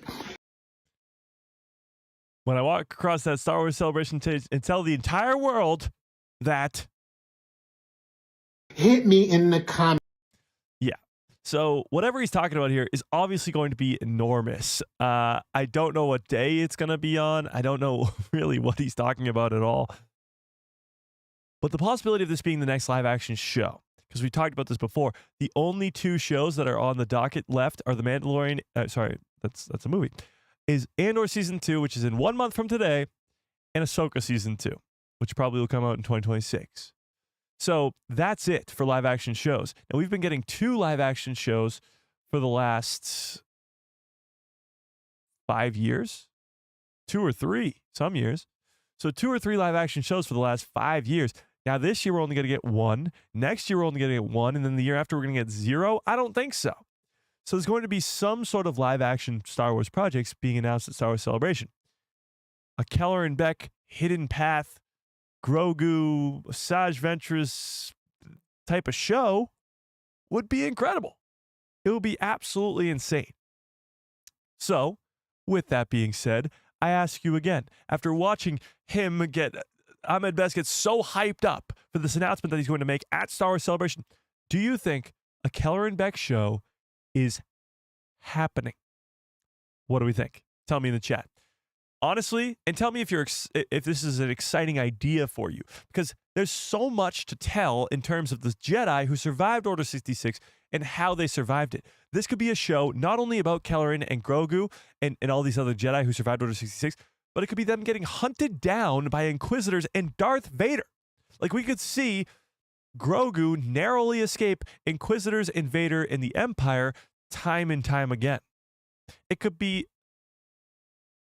a show much like Andor, where Andor, we know for a fact, will survive the second season of the show. Cassian himself will survive. However, pretty much everybody else except for Saw and Mon Mothma are on the chopping block. Luthen could die, Biggs could die, Brazos could die, B2 could die. All of them could die because they don't exist in the following projects. So with the Kelleran Beq show, everybody but Grogu is up for grabs. Kelleran could die by Vader's sword or an Inquisitor's sword. Other Jedi who survive Order 66.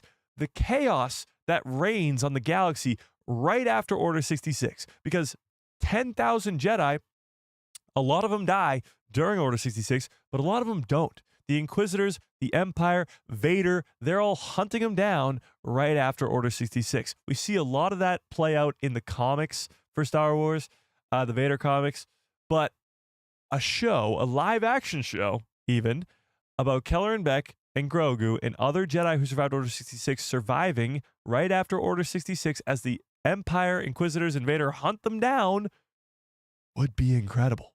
It would be so damn good. It would be awesome. It would be so good. It would be so cool. Rob says, surprise, Matt wants more deaths. Matt? Who is Matt?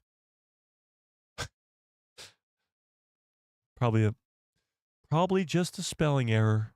My name is Mike, god damn it. No, I'm kidding. I'm kidding. There you go. Nice.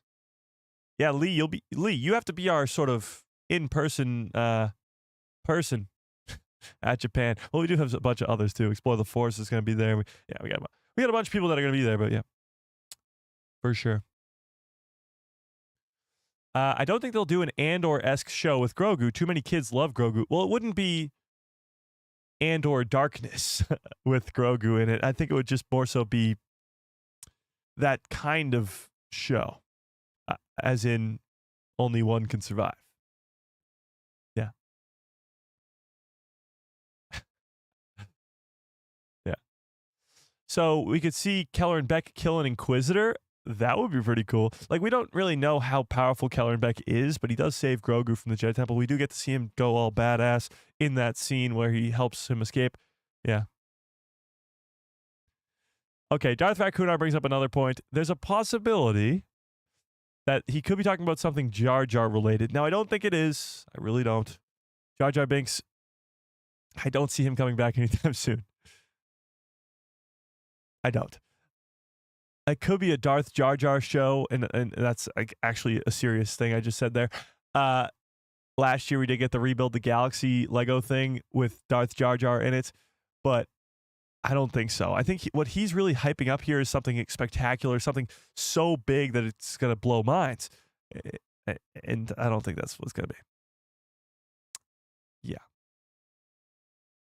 I see an animated Hidden Path show happening. I do too. But if he's really coming back to play Kelleran Beq, they would do it live action. Yeah. Oh, you mean Kelleran Beq is killed by an Inquisitor because we don't see him later? It would be awesome. I mean, Kelleran Beq is such a cool character, cool little character. Like he's not a main character in Star Wars, I don't think. Even if he gets his own show, I don't think it'll be called the Kelleran Beq show because not many people would know what that is. I think it would probably be called like Hidden Path or the Grogu show or something like that. But he would be a main character in it. He'd probably just die by the end of it. Yeah. Misa going to hurt you, sir. Indeed. Indeed. Jar Jar kills Thrawn. Make that happen. Make that make sense, chat. Yeah. So that's sort of the deal with the whole Kelleran Beq of it all. And let's not forget, actually, this is pretty cool too. Huh. This just popped up right now. On the front of Star Wars Insider, Skeleton Crew. Pretty cool. Okay. Nope, that's not what I wanted. Hang on. This happened 2 years ago today. It just so happens that 2 years ago today, Kelleran Beq made his canon debut, saving Grogu from the Jedi Temple. Could it be? And again, season 3 of Mando, underrated. This whole sequence is incredible, where he frees Grogu from the Jedi Temple. Could it be that this guy's getting his own show, or at least a big part in his own show? I guess only time will tell. But that happened 2 years ago today. Oh, by the way, they did post a poster for 1 month until Andor Season 2. They used an older picture. Nothing new here, which is interesting to me. They haven't posted a trailer, not yet at least. Let's double check. Yeah, no trailer yet.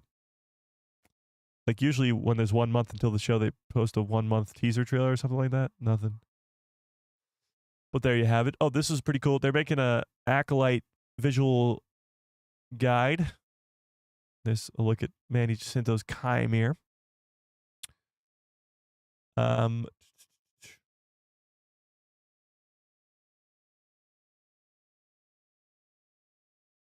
there was something else I wanted to get to over here. I guess not. Can't find it. Can we get some good cups full of orders in the chat, please? Bumpa.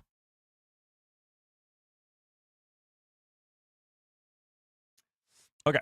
Speaking of Andor being in 1 month, we got to talk about Andor for a second here.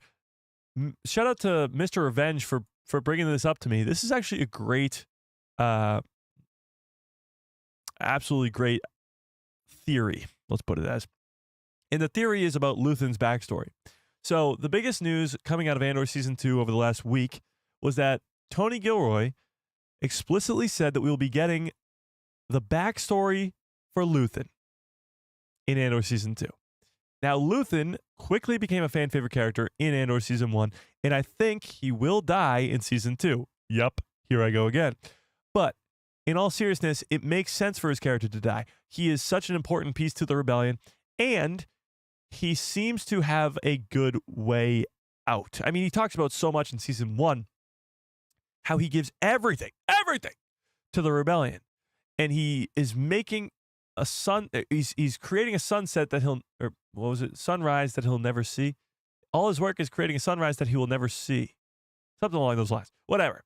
He's making something that he knows he'll never see the end of. He won't get to the point where the rebellion wins, where they beat the Empire, but he will be a big part of that. So his death is going to be very significant. However,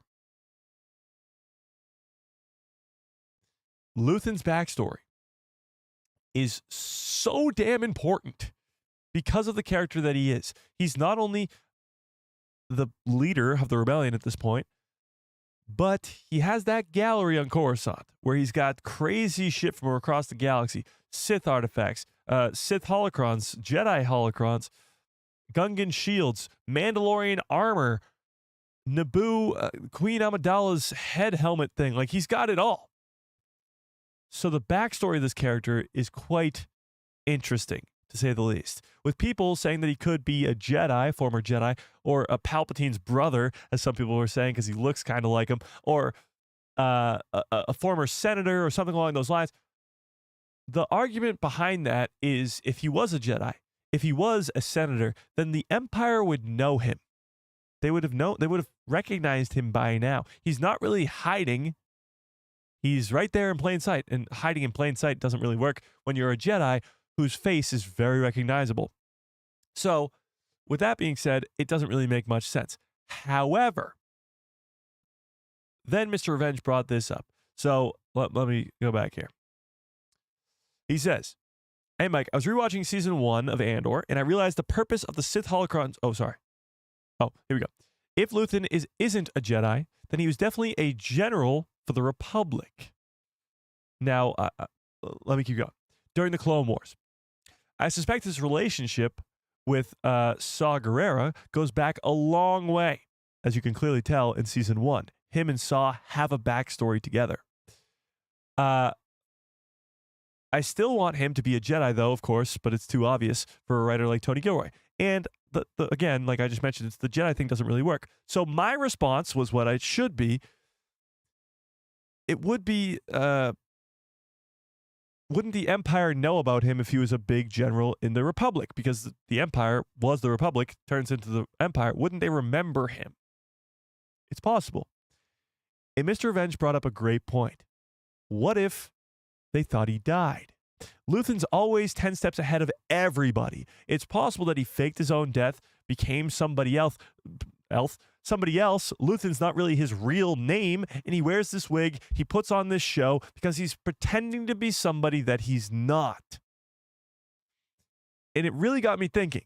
Luthen's backstory, of course, is so vastly important to the story of this second season. But it got me thinking, what can it really be? Why is he so important? How does he have this gallery? And being a general in the Republic would kind of work. It could be where he found all these artifacts on different missions and all this different stuff. It could be where he's getting all this crazy stuff for his gallery. And it would make sense as to why people know, or how he knows, all this information about the Empire and about the Republic and about all this stuff that's happened before. However, what do we think? Who was Luthen before Andor? Who was he before the rebellion? Because it has to be important. It has to be. But tell me in the chat. And Mr. Revenge says, cheers for the shout out, Mike. Keep up the great work. I appreciate that, Mr. Revenge. I really, really do, with the 3-month membership badge. It's a great theory. It is a great theory. But what do we think? You wouldn't want the Republic to ultimately win either. So Mon's group has to take him down? You think Mon Mothma's going to take Luthen down? What?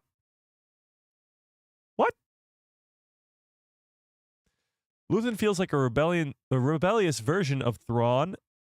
Kind of. He is sort of that strategical genius to an extent. I don't think he's on the same level as Thrawn, because Thrawn is just that awesome, but yeah. I don't think so. Lee says, he may die and pass on his Fonder Hall craft to somebody else. Ooh, Cal Kestis. And Luthen's craft will be his show or movie. Yes, please. Cal Kestis, I mean, he's a great character. Don't get me wrong. Do I want him to be in the Andor season 2? Absolutely. Do I think he's going to be? No. Andor has been so removed from the Force, from Jedi, and all that stuff. I don't think Cal Kestis will be in it. It would be a surprise to be sure, and a welcome one, but I don't know about that.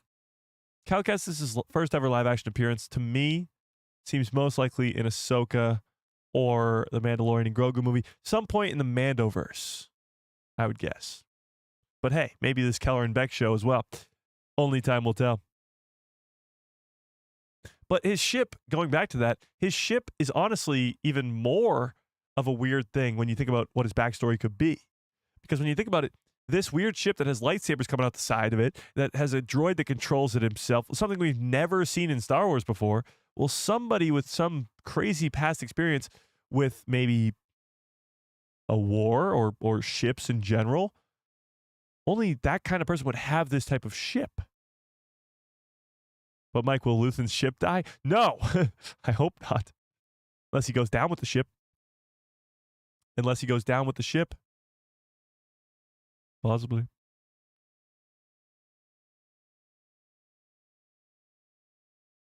Yeah, could be. That would be devastating. I still feel like he could be a side/backseat character from Plagueis. I don't know about that.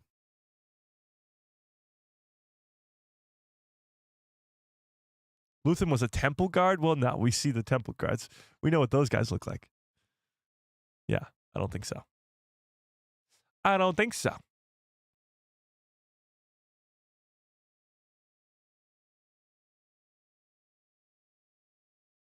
Huh. No, I just saw this. Okay. Having said that, let me refresh this real quick. What? Oh. Okay.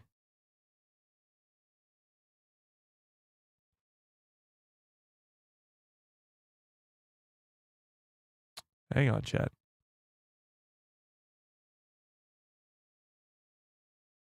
Hang on, chat.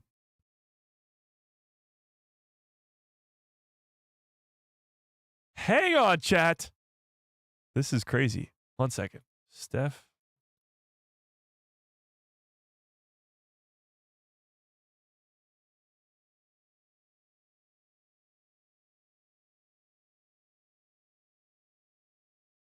Wait a second.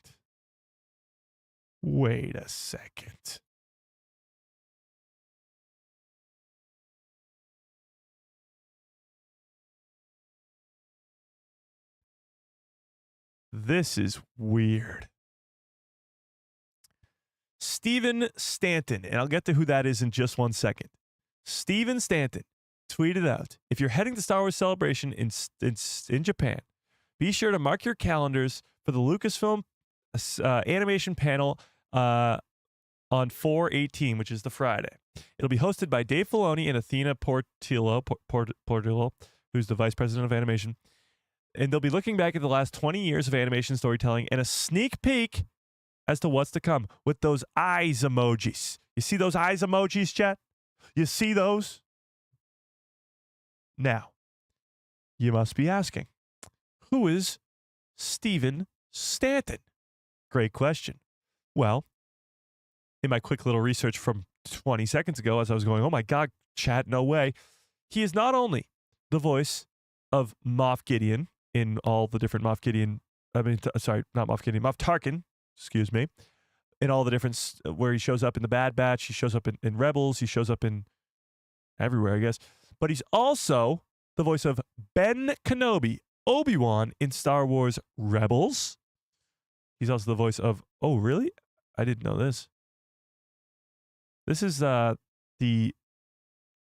Akbar sort of character from... Yeah, so he's the voice of Obi-Wan. Yeah, this guy.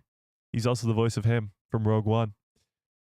That's pretty dang wild. So now this is this just stirs the pot even more. The guy who voices Ben Kenobi from Rebels, the guy who voices Tarkin,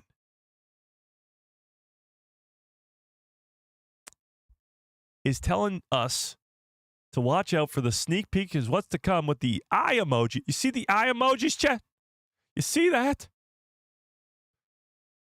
He's involved somehow.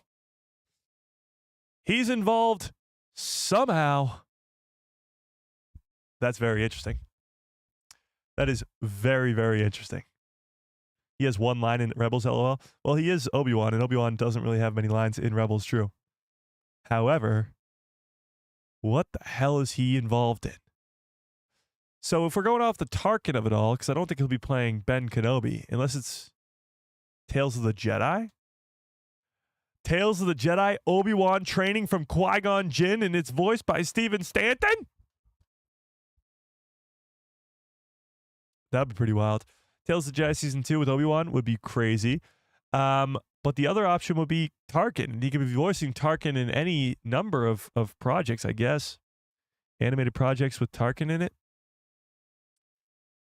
Or maybe he's voicing a new character. I have no idea. Oh, this is craziness. This is craziness, chat. Whatever the animated show that gets announced is, it's going to be mind-blowingly cool. I don't know. It'll be crazy. Oh, I missed a super chat. Hang on. Darth Raccoon Art with a very generous $2 holla says, should raccoons be canon in Star Wars? Just asking. Should they? Sure, why not? Only Sith Lord, though. There's only one, and he's a Sith Lord. I love that they are toying with us. Yeah, me too. I mean, this is what's cool about it. Now, I don't think it'll be a Kenobi animated show, but it'll be something close to it, I guess. But what's cool about this is they have secrets, and lots of them. Animated shows, live action shows, movies that will be announced at Star Wars Celebration. Possibly a Kelleran Beq show with Ahmed Best. Like, he seems pretty happy about that. Steven Stanton, very excited about this sneak peek as to what's to come. New animated projects being announced. Eye emoji.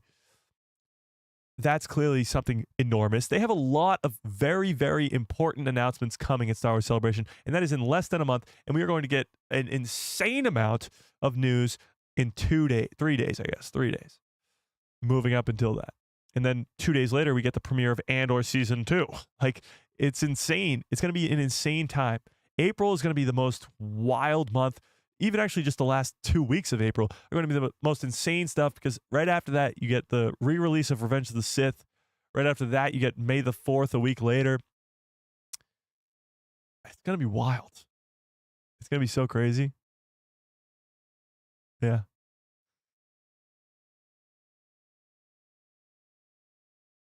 Steven Stanton will be dressing himself. Yes, that's true.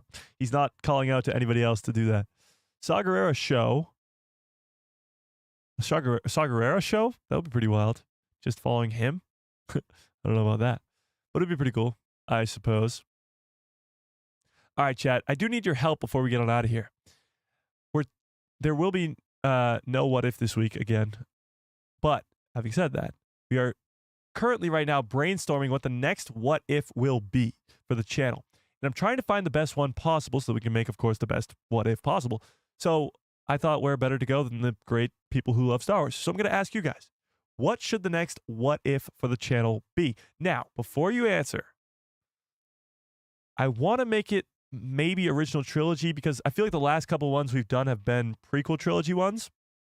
So I'm thinking either original trilogy or Mandoverse or sequel trilogy, or maybe in between the prequels and the originals, something just post-sequel trilogy. Because I feel like, and let me double check, I feel like the last couple that we've done have been prequel trilogy ones. Let's see.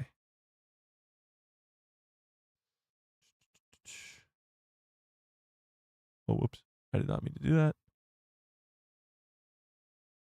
Yeah, so the last two have been prequel trilogy ones. So I'd like to do a non-prequel one, if that works. So maybe original trilogy or post-original trilogy, or a little bit before. What if Mace survived? We just did that. Wait, we just did that one. Oh, wait, no, we didn't.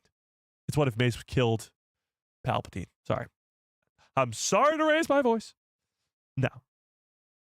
I'm thinking original trilogy. What if Mando pooped his pants? Okay. This is really helpful. Thanks, guys. This is really helpful. What if Obi-Wan didn't die? Interesting. What if Obi-Wan didn't die in A New Hope? I like that one a lot, actually. Oh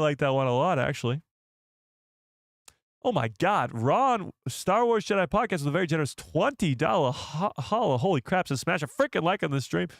Yeah, do so. And if you, oh, by the way, guys, I completely forgot to mention this. If you guys have not checked out Star Wars Jedi Podcasts, first of all, their channel yet, but they have a new interview with with the voice actress for Hera Syndulla, Vanessa Marshall. Jesus, my brain is all over the place. Vanessa Marshall, the voice actress for Hera Syndulla. They have an interview with her, and first of all, it's fantastic.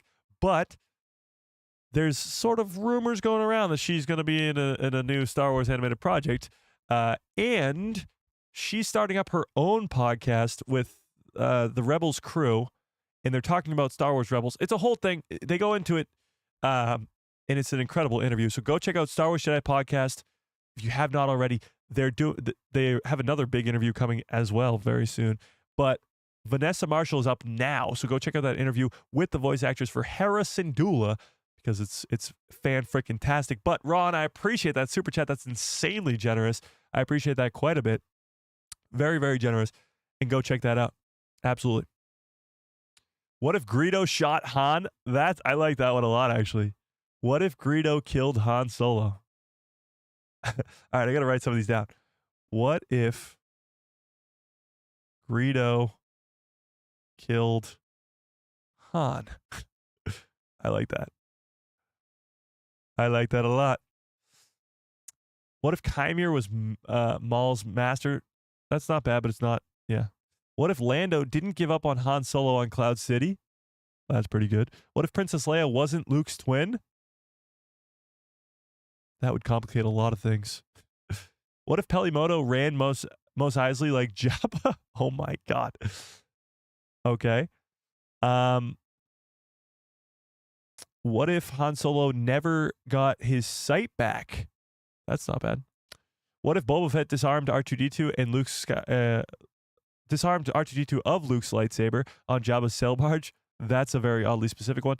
There's a couple ones that we came up with on the Discord that I liked quite a bit. One of them was one that we came up with a while ago actually was what if Luke beat Vader in Episode 5 in Empire Strikes Back? What if Luke beat Vader? Another one was what if Luke joined Vader at the end of Return of the Jedi, which I also like quite a bit. What if Luke joined Vader at the end of Return of the Jedi? Another one was what if Han didn't save the day at the end of A New Hope? But my problem with that one is, and I sort of did this to myself, was the problem with what if Han doesn't come in and save the day is wouldn't Luke die to Vader in the trench? Wouldn't he get shot down by Vader and die? And then wouldn't all the rebels with Leia and everybody else just die too on Yavin because the Death Star was about to blow it up anyway? So wouldn't that just be a really quick what if of just everybody dies in an instant? So I don't know if that one works. I don't know if that one works. What if Ezra never found the Ghost Crew? Interesting. What if Dooku never killed Palpatine? Oh, what if Dooku had killed Palpatine? Okay. Well, that's a prequel one, but yeah. Yeah. What if Vader hired Cad Bane instead of Boba Fett? I don't really know if much would change there.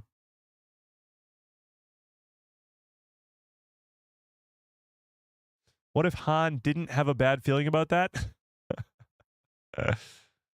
Rebel Sith, what's up? What if characters could survive a lightsaber? Oh, wait, Disney's already doing it. You guys are crazy. What if Kenobi was able to bring Anakin back to life or back to the light in the rematch of the century in the Obi-Wan Kenobi series? Interesting.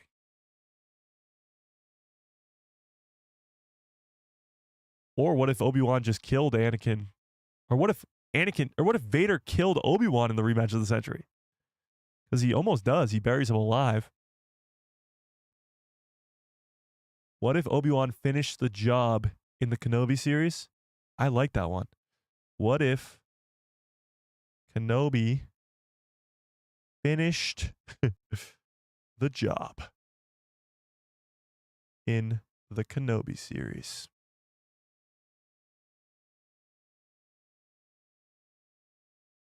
I like it. I like it a lot. What if Darth Vader's mask was actually a voice activator snack dispenser? You guys are really helpful. You know that? You're really You're really helpful. Yeah. Mike, make them all. I only have so much time in a day, guys. Come on. It's just one guy over here. What if Obi-Wan had the high ground?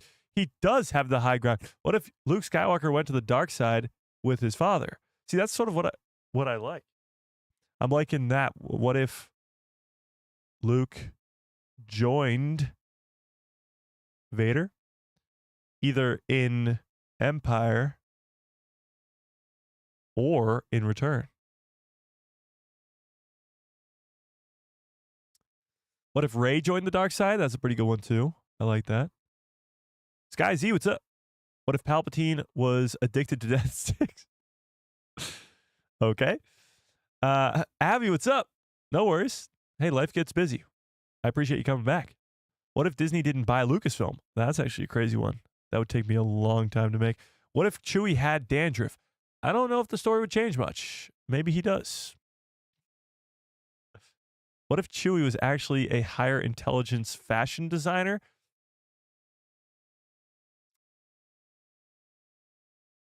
Yeah. What? What if Leia became the Jedi instead of Luke? I like that.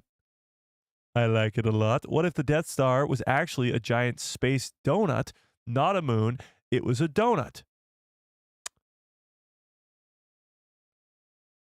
Yeah, of course. Obviously. Why didn't I think of that one? What if Han Solo was an ISP spy? That would be crazy.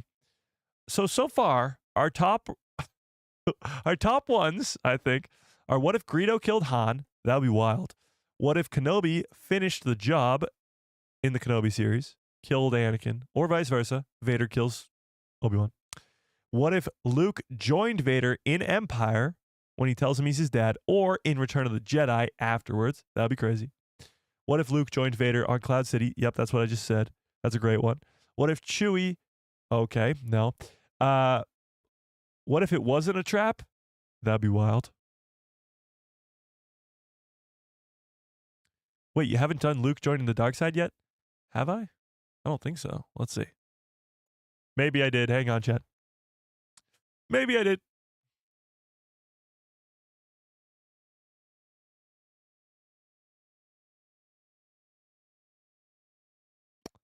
Hang on.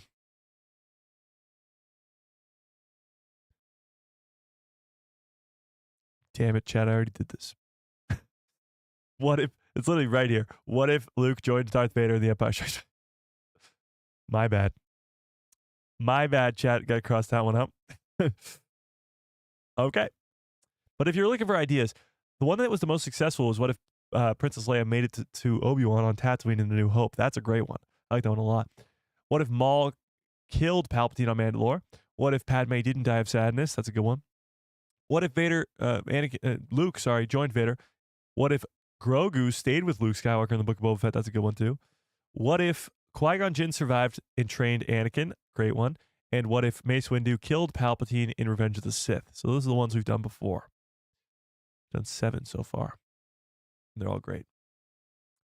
Yeah. Well, we'll let it linger for a while. We'll let you guys come up with some great ideas. If you come up with a great one, send it on to the Discord. If you guys are not yet in the Discord, there's a link in the description below to a Discord called The People Who Love Star Wars. Go join that Discord immediately. We do have to get on out of here. We've just passed the 2-hour mark, and I do have to go finish a short for today. But huge shout-outs to the Mind of Lucas for the very generous super chats and gifted memberships. Darth Plagueis Liz, Rose, Joe, Rose again. Darth Vacunar, and Ron. Huge shout-outs for all you guys for the very generous super chats and memberships. Again, go check out Star Wars Jedi Podcast. Their interview with Vanessa Marshall, the voice of Hera Syndulla, is very, very good. So go check that out immediately after this stream if you have not already. And yeah. Oh, yeah. Sorry. For members, we have a rewatch of Andor Season 1 tomorrow, probably around 1 p.m. or 2 p.m., if I were to guess. Be earlier on in the afternoon, I think. But we might be doing 2 episodes tomorrow rather than 1. We'll see, because we're behind a week because I didn't have my voice last week. But until then, smash a freaking like on the stream if you have not already. Hit that subscribe and hit that bell so you get notified every time I post a video of my pretty videos. Yeah. Go check out that video with Vanessa Marshall and Ron, Star Wars Jedi Podcast over there, and Nick too. But go check it out and smash a freaking like on the stream. How do we only have 76 likes? What's going on, chat? What, do we not press a like anymore? God. But until next time, may the force be with you. Always.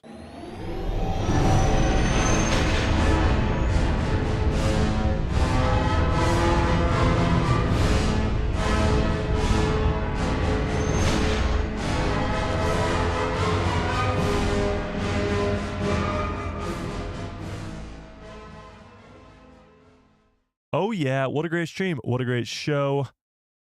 This was an insane one. I mean, we went all over the place. We predicted Din Djarin's death. We got a Kelleran Beq show coming. Andor Season 2 is in 1 month from today. It's going to be a crazy time. Literally, April is going to be the most insane month ever. It's crazy. It's crazy. Carry on. Is it your birthday? Happy birthday if it's your birthday. I didn't see that. Sorry. What if Mike was a Star Trek fan instead? That would be crazy. But I appreciate you guys. I really, really do. Smash a freaking like on the stream if you have not already. And hope you have a great rest of your evening. Great rest of your lives. And good night, everybody.